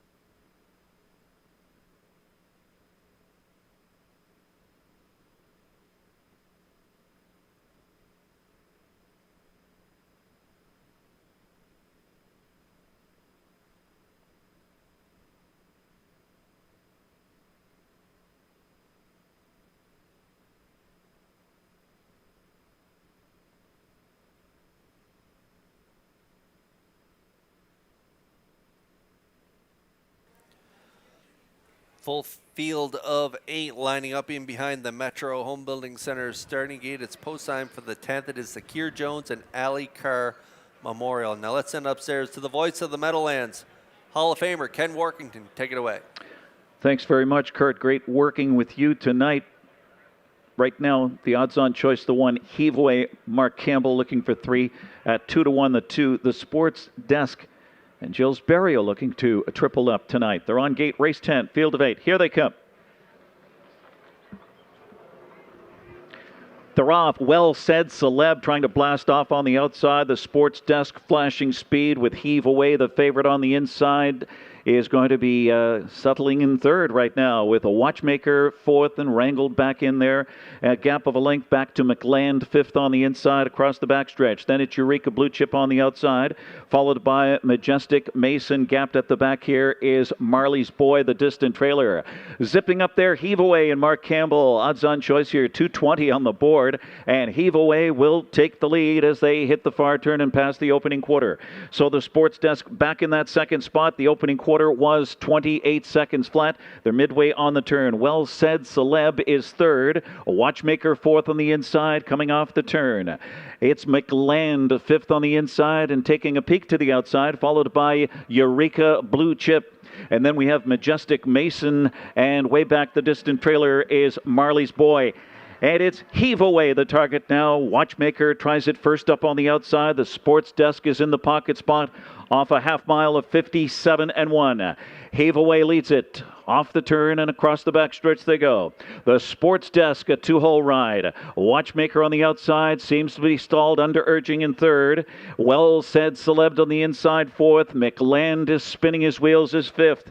Majestic Mason trying to get going from sixth, has about 8 or 9 to make up. Followed by Eureka Blue Chip and Marley's Boy, 3/4, and they're by that marker, and Heave Away leads it. It's Heave Away asserting himself now. The Sports Desk on the inside second, Watchmaker on the outside third. Well Said Celeb needs room, 126 and 2. They're in the stretch drive, and it's Heave Away by 2, now 3. Heave Away dominates here, 3 for Mark Campbell. Heave Away over the Sports Desk.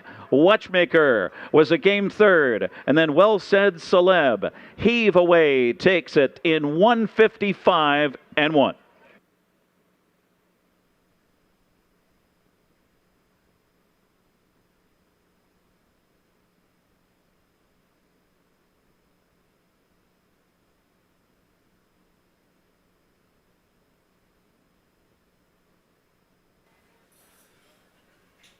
Okay, we're going to get a look at the Universum Media slow-mo for race 10. It was Akir Jones and Ali Carr Memorial and Heave Away on the front end here for Campbell. 28, half 57, a 126 and 2. Time of the mile 155 and 1, matches his personal best that he took last year at Vernon Downs. He picks up his first win of the season in his 8th parimutuel start this season. He gets it done and look good for Campbell here in the 10th. The 2 of the Sports Desk is second for Barrio, and Watchmaker and Mitch Downey are third. So it's easy as 1, 2, 3 here in race 10.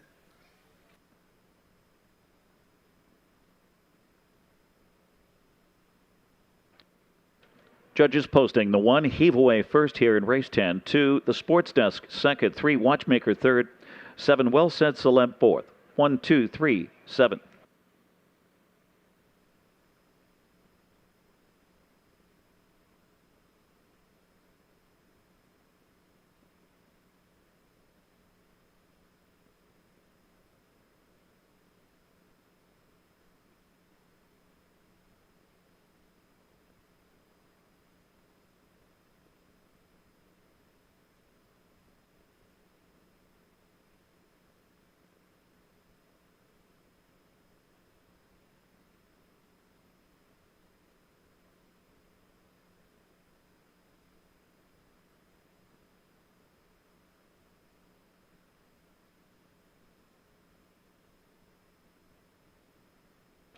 Number 1, Heave Away, a 3-year-old bay, son of American Ideal, out of Use Your Noodle by Artzina. Was bred in Maryland by Winback Farm. Owned and trained by Walter Walker, Inverness, Nova Scotia. The first start here for Mr. Walker. And the Charlottetown debut for Heave Away. 3 tonight for Mark Campbell. And it's the first win of 2024 as a 3-year-old. 4th career victory, equaling his lifetime mark, a 155 and 1. It's the Keir Jones and Ali Carr Memorial. Family and friends gathering here and celebrating the life of Keir Jones and Ali Carr and honoring their memory.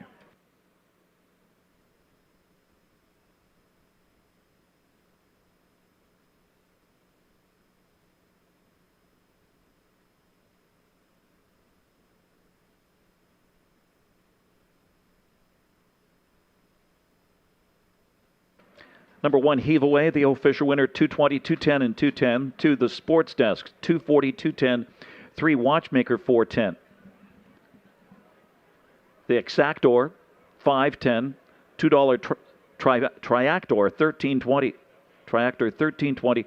20-cent Super, 422. Heave Away, the winners. The Sports Desk was second. Watchmaker, third. McLand, 6th. Marley's Boy, 7th. Majestic Mason, 5th. Well Said Celeb, 4th. Eureka Blue Chip, 8th. Rechecking. 1, 2, 3, 6, 7, 5, 4, 8. It was 28, 57 and 1, 126 and 2, 155 and 1 for the 1, Heave Away, and Mark Campbell. There are no changes in the upcoming 11th race. Post time at 9:19 in 8 minutes. Atlantic Sire Stakes.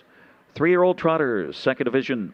Exactor, 20-cent Superfecta, and Triactor on race 11.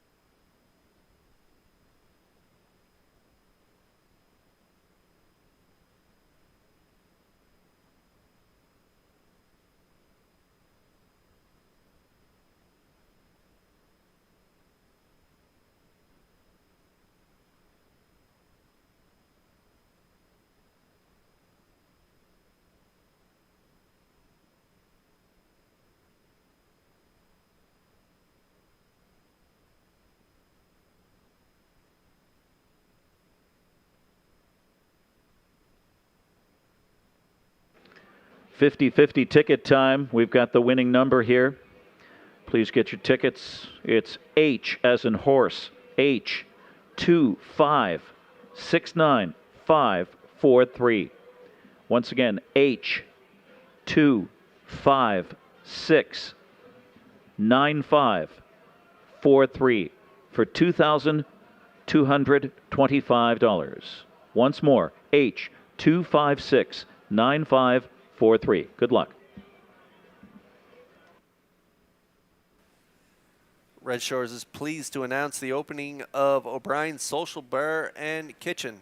Located on the lower level of Red Shores, Charlottetown, O'Brien's Social Bar and Kitchen pays homage to PEI resident and Hall of Fame horseman Joe O'Brien. You can view the new menu and more on our website, Redshores.ca/O'Briens.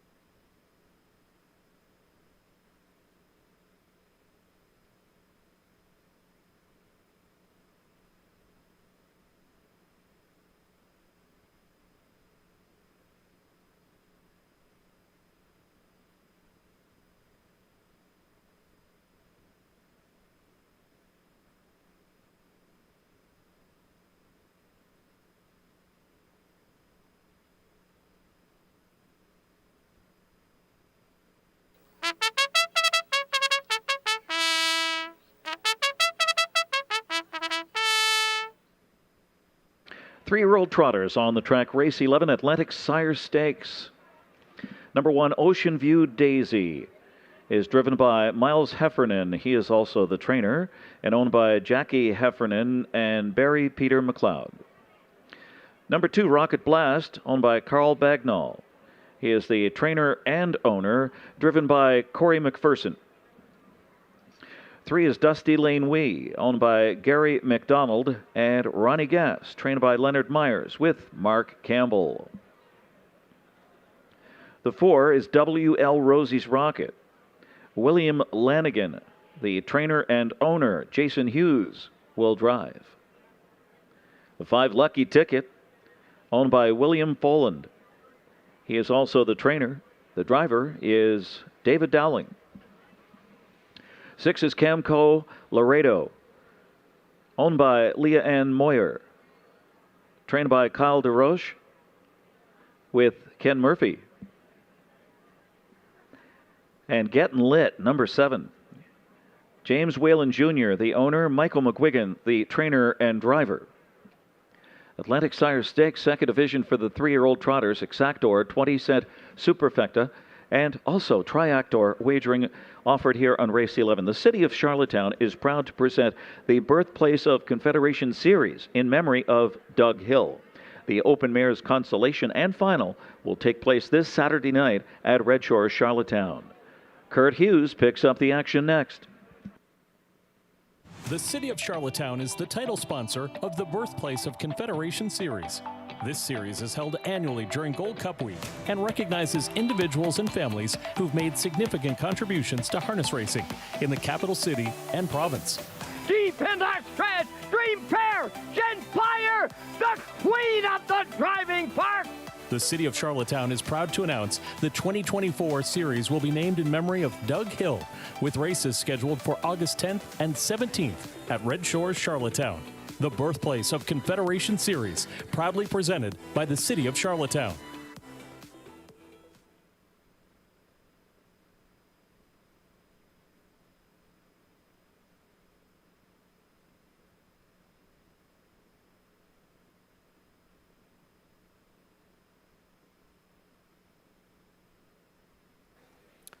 Just 2 away from the 11th Atlantic Sire Stakes. 3-year-old trotters are on track. Purse $12,580. I'm on board with the 2 here. Rocket Blast, 3-year-old gelding by E.L. Rocket, owned by Carl Bagnall. He is also the trainer, and Corey McPherson, regular pilot, is in the seat for the drive. They were a winner on the front end in a PEI Cold Stake in Summerside 2 weeks ago. Got the job done. Sharp closing quarter, 28 and 3 for a mile of 2:01 and 1. A good second 4 starts back, 57 and 3 race time on that day, and against some older horses like Libero, and he raced really well on that day. So from post 2, I think you're going to see a trip up close to the lead, maybe on the lead. If Corey wants to get to the front, I think he can from post 2. Good look at him scoring out there for McPherson. 5-2 currently.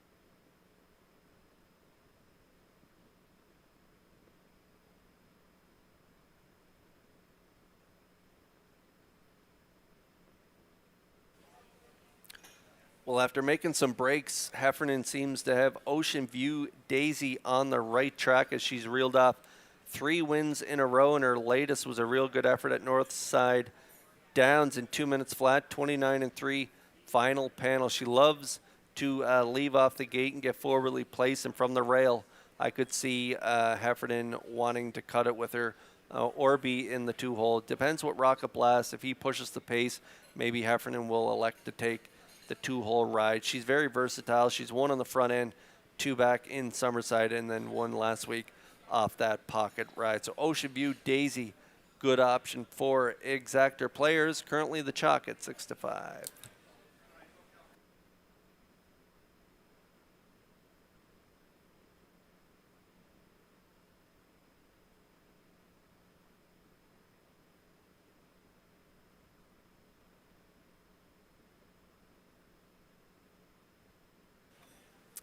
The 3 Dusty Lane We had a trip to forget last time out at Northside Downs in Atlantic Sire Stake. So we'll throw that line out. Prior to that, this 3-year-old filly's been really good. Second by a quarter length in Summerside in a PEI Cold Stake, 2 minutes flat. And a winner in Churro on the front end from post 4. Getting it done 2 minutes 1/5 with the hot driver of the week, Campbell, on board. Dusty Lane We definitely is a shot from this inside draw. I'm going with a 2-1-3 in here. The 3 right now, 7-2 on the board.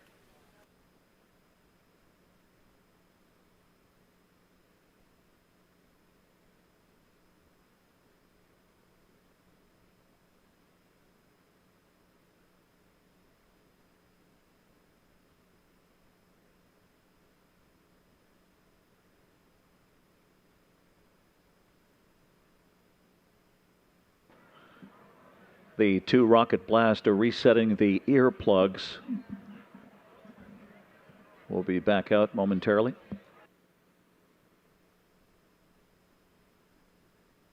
And it's back out now. It's Rocket Blast back on the track.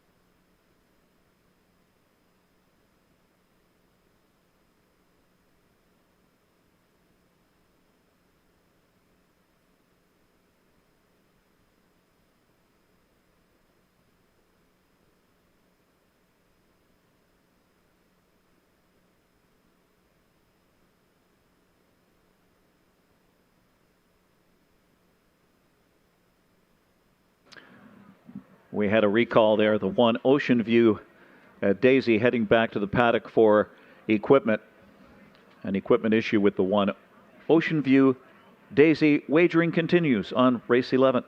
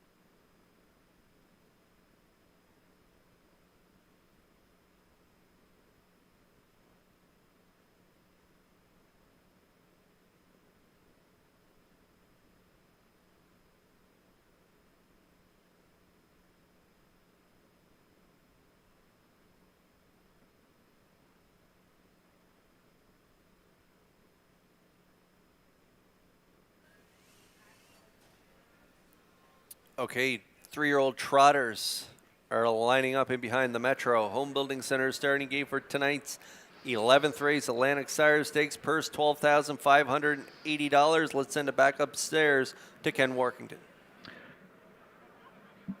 Field of 7 lined up here and picking up speed for race 11. Entering the stretch, even money on the 2 Rocket Blast.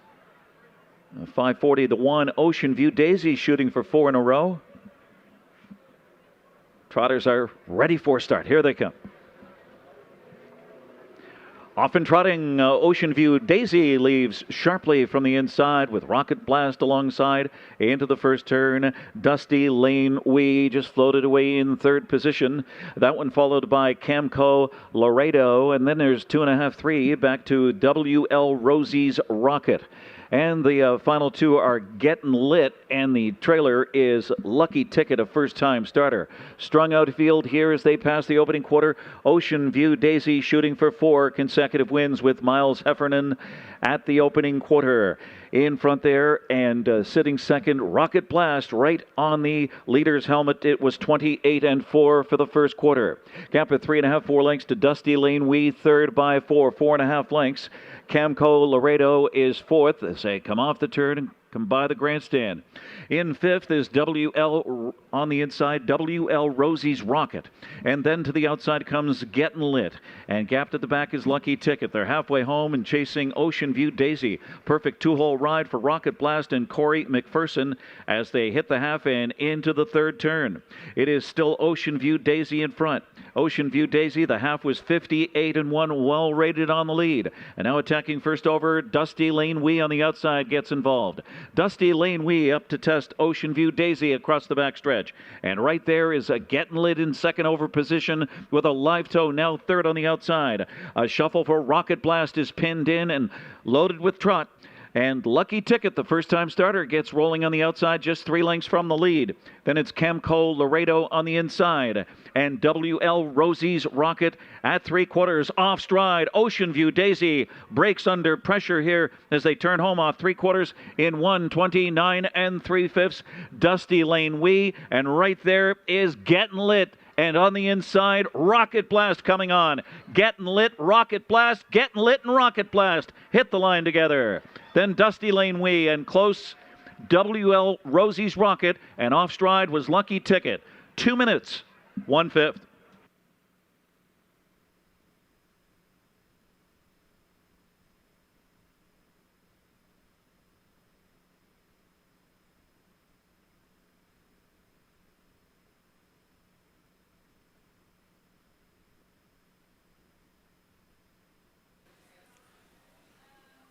Okay, we are under an inquiry here in race 11, so hold on to all tickets as we talk you through this replay. Ocean View Daisy and Heffernan guarding the rail, wanting to cut it. They did 28-4, half 58-1, 129-3. Heffernan looked to have it under control, but then Ocean View Daisy rolled off stride, and that opened it up for the 7. Gettin' Lit and McGuigan. What a night for trainer-driver Mike McGuigan as he picks up his 3rd win on the night, and all 3 in Atlantic Sire Stakes action. It looks like Gettin' Lit is going to reach up here in the final strides and nail it for McGuigan. Gettin' Lit in the 11th. The 2 Rocket Blast had to deal with that breaker around the last turn, got up for the deuce, and the 3 Dusty Lane Wee and Campbell, who were grinding it out first up, they're going to have to settle for the show dough. So a big win for Gettin' Lit at 16-1. But hold on to all tickets. Inquiry ongoing in the 11th. Race 11 under a judge's inquiry. With regards to the final quarter and the final turn of race 11. General inquiry, looking at the breaking horse and the activity in race 11 around the final turn and during the final quarter. Unofficial results: 7 Gettin' Lit first, 2 Rocket Blast second, 3 Dusty Lane Wee third, and 4 WL Rosie's Rocket fourth. It's unofficial 7, 2, 3, 4.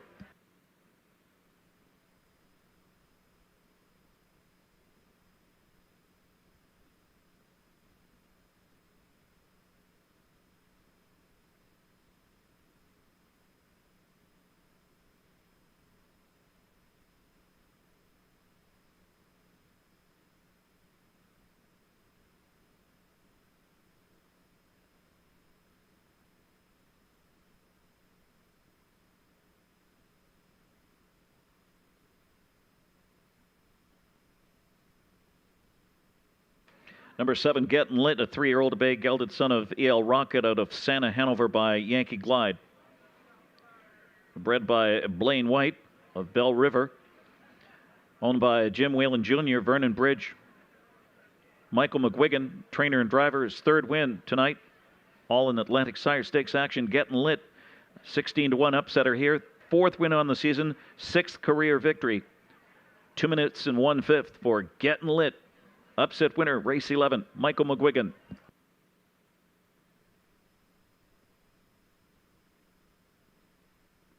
Atlantic Sire Stakes cooler presentation.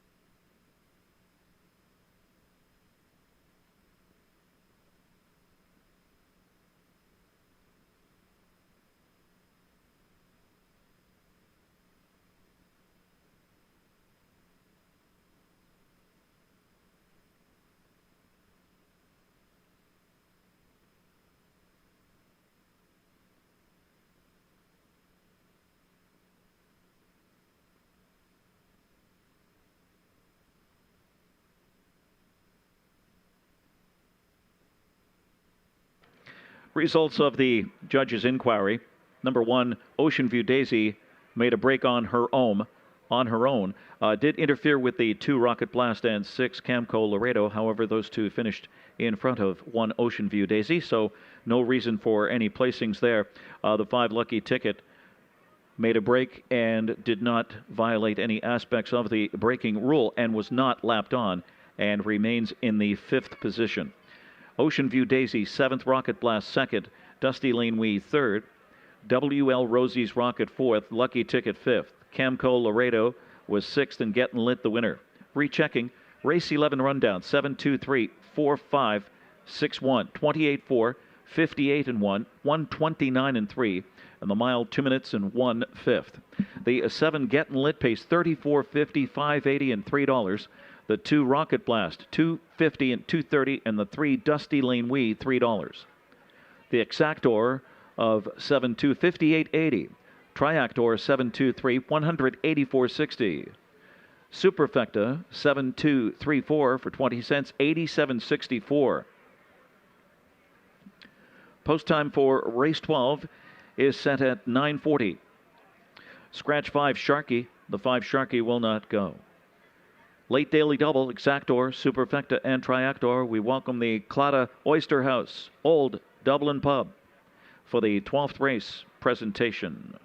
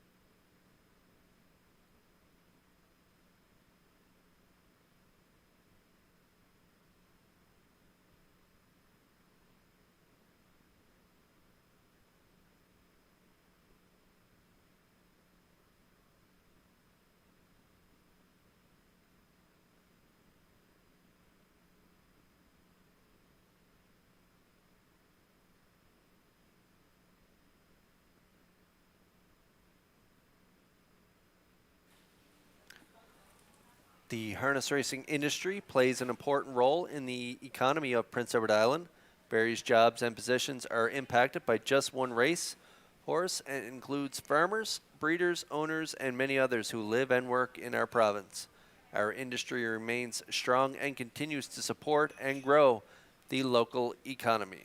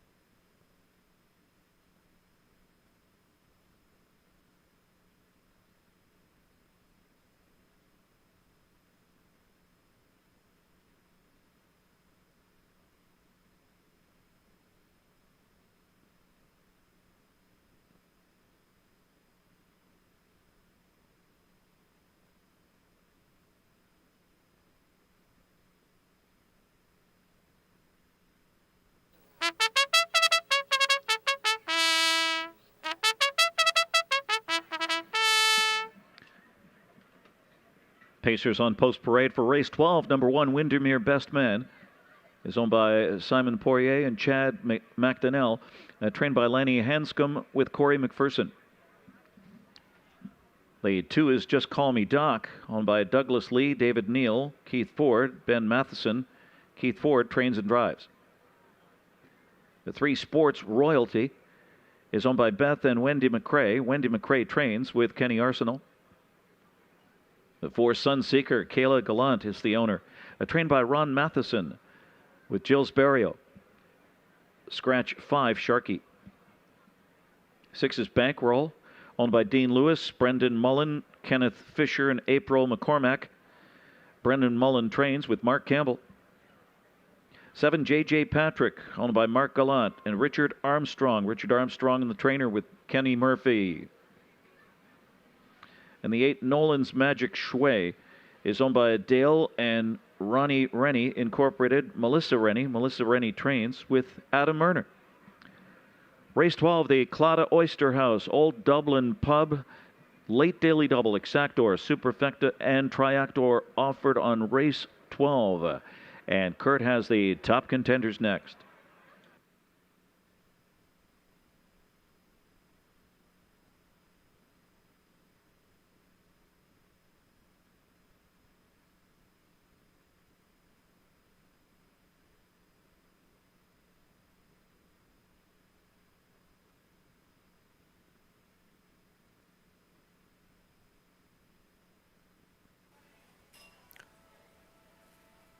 Race 12 starters on track. Now winners 12:01 last 5, and I'm going with the 8 Nolan's Magic Shui, 5-year-old gelding by Peng Shui, owned by Dale and Ronnie Rennie Inc. And Melissa Rennie, she is the trainer, and Adam Murner will do the driving. That was a real nice win, 2 back, getting up to get the job done. 56-1 closing quarter, 27-4. Head post 7 last time out, kind of a soft half 58. A real good closing quarter in that race of 28-2, and this guy got home in 28-4 that day, 6 by 7.5. But he was good prior to that, so I'm going to back him in this one. Nolan's Magic Shui. He'll need some live cover to chase. He does have a great closing kick, and so at 5-2, he is a great option as he moves in 1 spot with the scratch of the 5.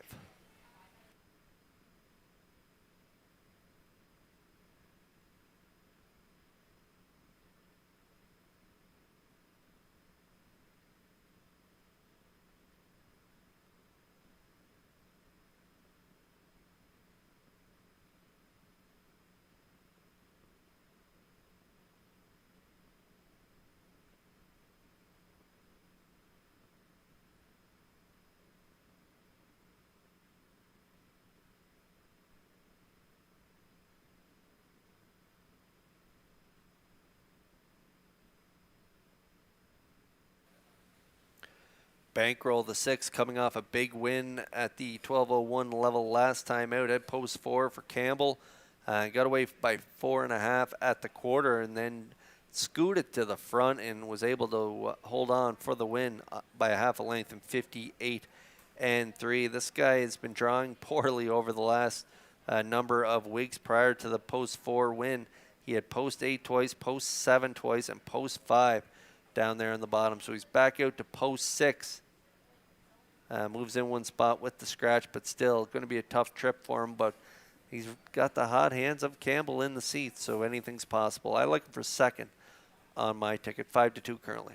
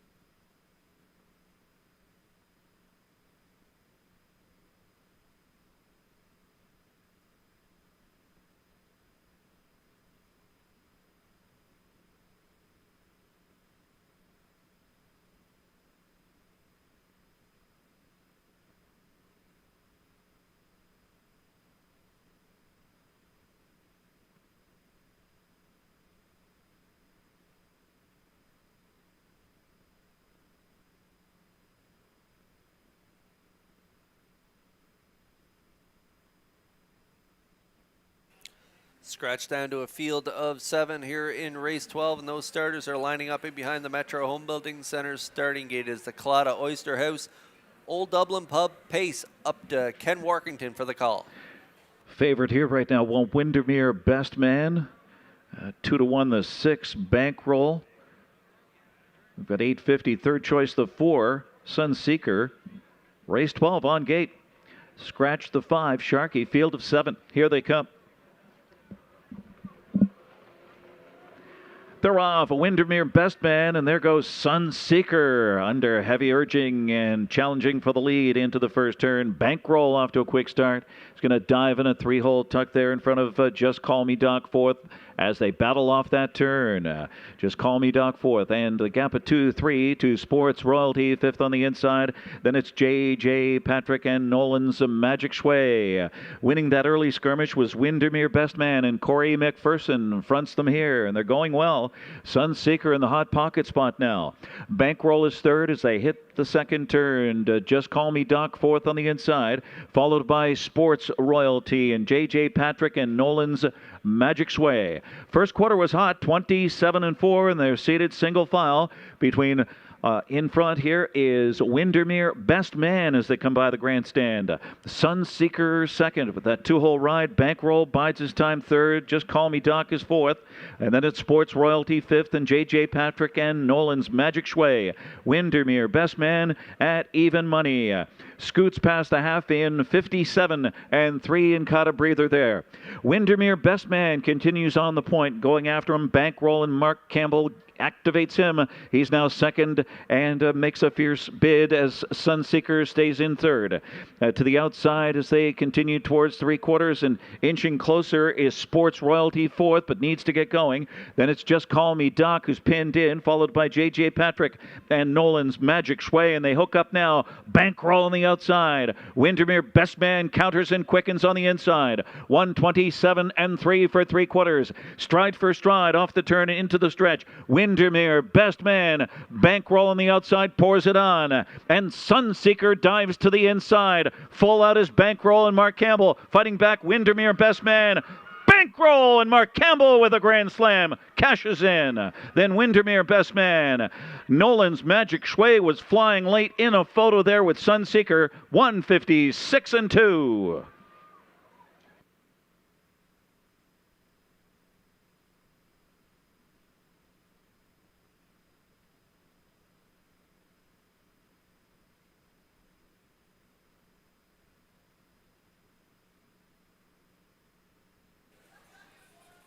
What a night for driver Mark Campbell as he grinds out a first over victory here aboard Bankroll. They come first up on Windermere Best Man. Half 57-3, 127-3. They're going to duke it out down the stretch, and Bankroll's going to get the job done. 156-2 for Bankroll. Windermere Best Man raced really good for second, and flying late on the outside was Nolan's Magic Sway and Myrner. Looks like they might get the Shodo in here, so unofficially 6-1-8 is the try here in the 12th. Judges posting 6 Bankroll first, 1 Windermere Best Man was second. The 8 Nolan's Magic Sway was third, and the 4 Sunseeker fourth. 6-1-8-4.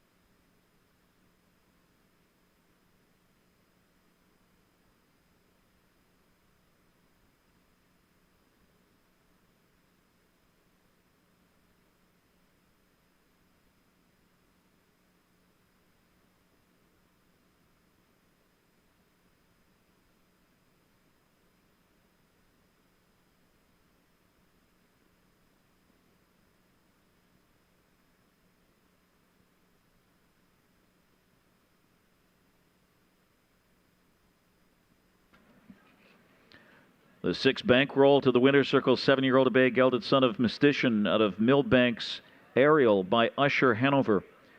Bred by Jody Cullen of Dundas, Ontario. Owned by Dean Lewis. The trainer Brendan Mullen, a co-owner. Kenneth Fisher and April McCormack. 4 on the card for Mark Campbell as Bankroll wins again. And it's his 3rd win on the season. Career victory number 15. And it's the best mile of his season so far. 156 and 2. Cooler presentation. The Claddagh Oyster House and Old Dublin Pub. Welcome to Red Shores. The 6 Bankroll, the old Fisher winner, $5, $2.70, $2.10. The 1 Windermere Best Man, $2.80 and $2.10. And the 8 Nolan's Magic Shui, $2.60. A Superfecta, $12.52, 6184.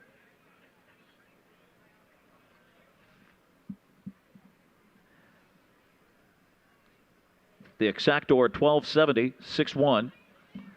$2 Triactor, 618.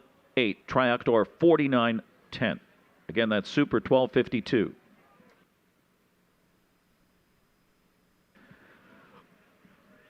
Windermere Best Man 2nd. Just Call Me Doc 6th. Sports Royalty 5th. Sunseeker 4th. Sharky a scratch. Bankroll the winner. J.J. Patrick 7th. Nolan's Magic Shui 3rd. Rechecking. From the top, 265. 4, scratch. 173. It was 27 and 4, 57 and 3, 127 and 3, 156 and 2/5 for Bankroll. Post time for race 13, set at 9:56 in 8 minutes. Exactor, Triactor, and please note there is a 20-cent Super High Five carryover. $918.77. Once again, $918.77, the Super High Five carryover. In race 13, scratch number 6, Cowboy Logic.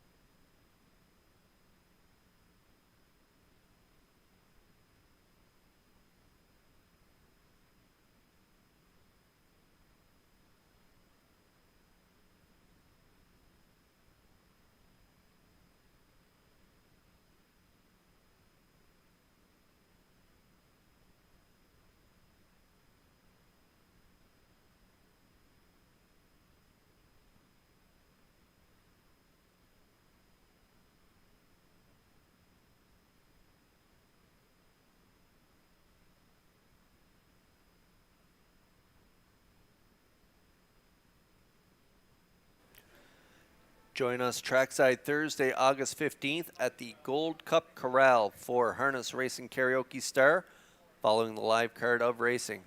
Doors open at 9:30 and the competition starts at 10 p.m.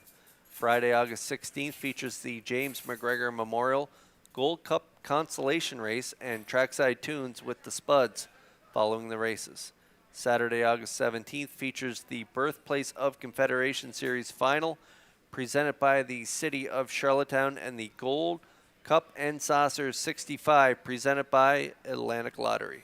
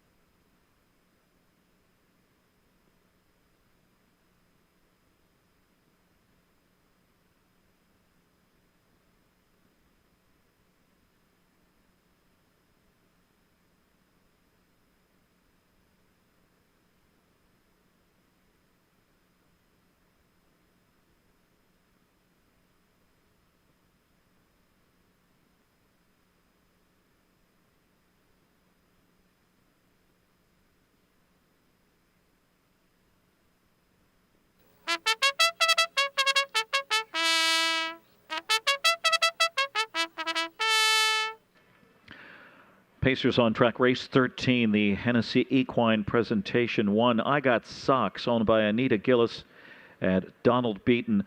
Donald Beaton, the trainer, with Rodney Gillis driving. 2 Hunger Pangs, owned by J. Suzanne McKeegan, trained by Blaine McKenna with Mark Campbell. Blue Monk, number 3, owned by Mary Jean Noy and Denise Andrew, trained by Zach Noy with Mark Bradley. Starship Zodiac, the 4, David Dowling drives for Reese Williams, owned by Robert Williams and Reese Williams. Woodmere Denny, number 5, is owned by Mackenzie Spence, the trainer as well, and Dale Spence drives. Scratch number 6, Cowboy Logic. The 7 Woodmere Ideal Art is owned by Ultimate Stable, Greater, Lakeburn, New Brunswick, trained by Savoy Melanson with Jason Hughes. And 8 is Ideal Jet, is owned by Grace Sorey, trained and driven by Damian McClellan. Race 13, the Hennessy Equine Presentation Exactor Super High 5 Carryover, 918.77, and Triactor offered on race 13. Live racing continues tomorrow night here at Red Shores, featuring 2-year-old colts in Atlantic Sire Stakes. Post time is 6 p.m. Don't miss the Miniature Horses and the Future Stars at 4 p.m. Back with Kurt and his Super High 5 ticket with that carryover.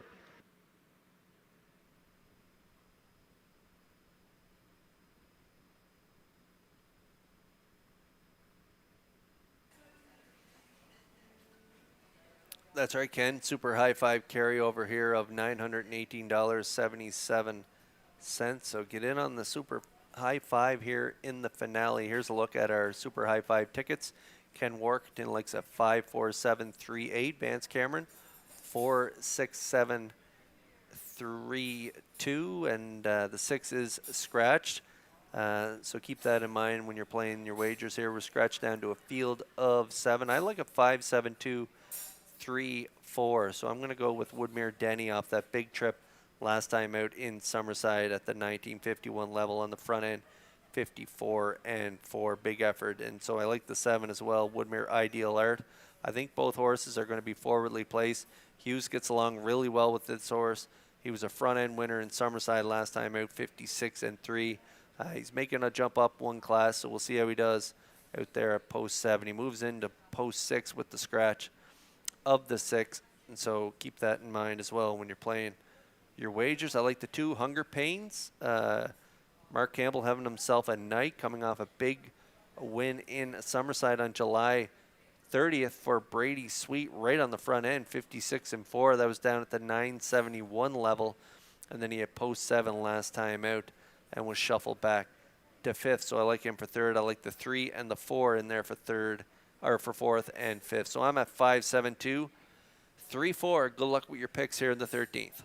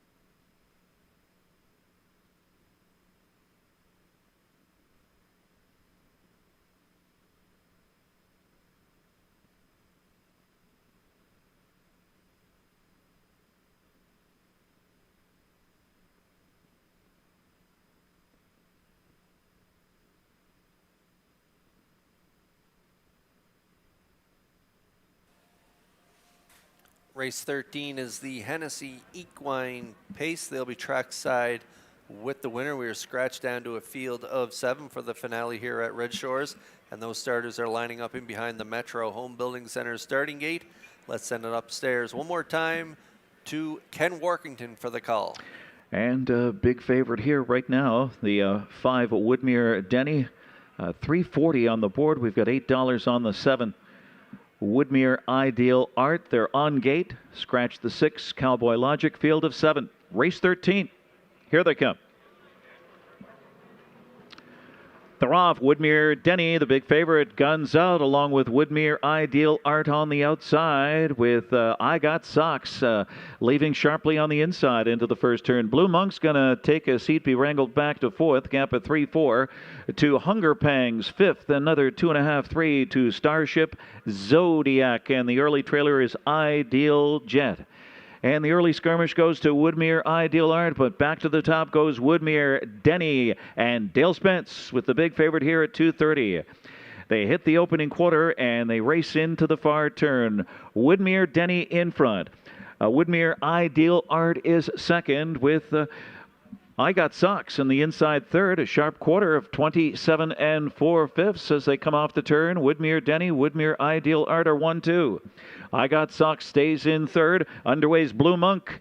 The first over commitment now fourth, now third, and gaining a live toe for Hunger Pangs. Second over fifth past the half. Then it's Starship Zodiac and losing touch with the field, Ideal Jet. The half up in a rate of 57 2/5. Woodmere Denny continues to pave the way. Woodmere Ideal Art and the Blue Knight Jason Hughes, a perfect trip so far. Saving ground, I Got Socks, stride for stride there with Blue Monk, force 3 wide. Around the staller is Hunger Pangs. Hunger Pangs gathering speed, now third on the outside, but still 4.5, 5 to make up as Woodmere Denny shifts into another gear. 126 for 3/4. Woodmere Denny by 2 lengths now.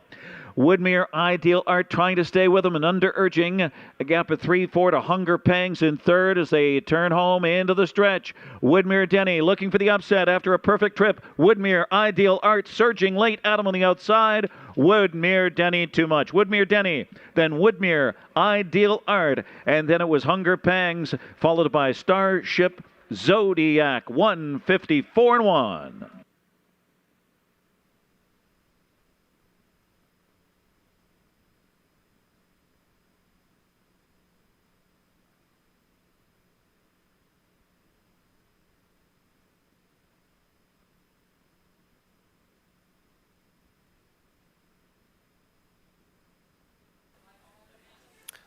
I thought these two would be aggressive off the wings, and they traded spots early with a little give and go. Woodmere Denny back to the front. Woodmere Ideal Art into the 2-hole for Hughes, and that's the way they sat throughout this mile.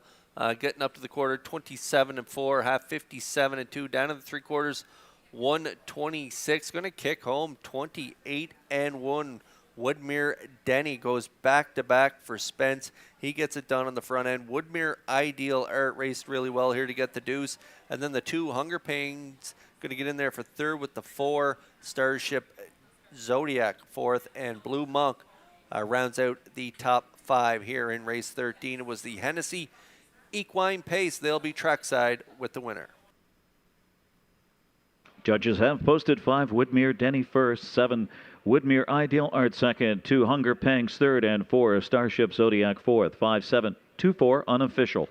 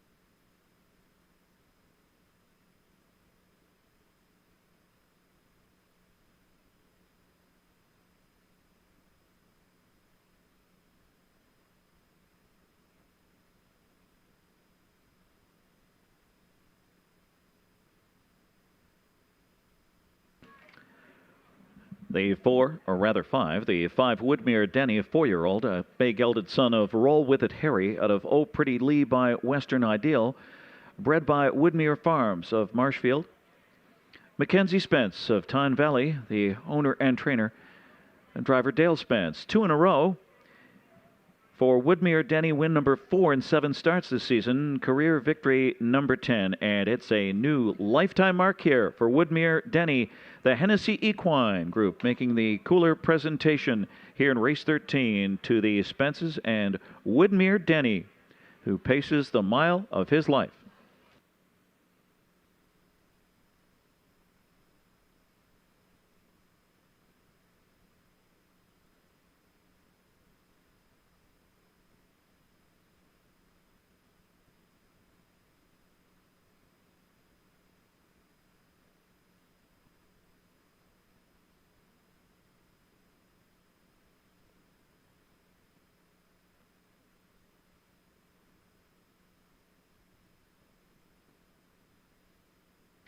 Race 13 is official. The 5 Woodmere Denny, 230, 230, and 210. The 7 Woodmere Ideal Art, 350 and 310. 2 Hunger Pangs, 290. The Exactor of 5-7 paid $8.60. The Triactor for $2, 5-7, 2-4, 25.10. The Late Daily Double, $6.70.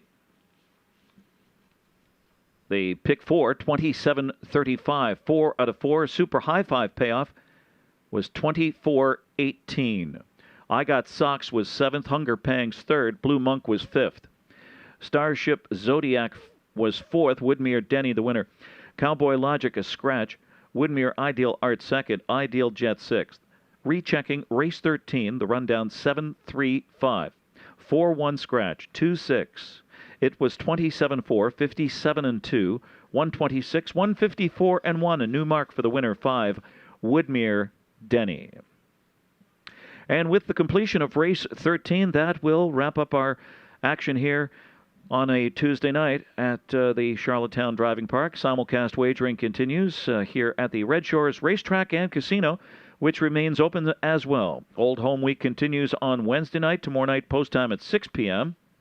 And our pari-mutuel handle tonight was $152,139. On behalf of all of us here at the driving park and for track announcer Vance Cameron, this is Ken Workington thanking you for joining us and coming to the races, wishing you a safe journey home. Good night.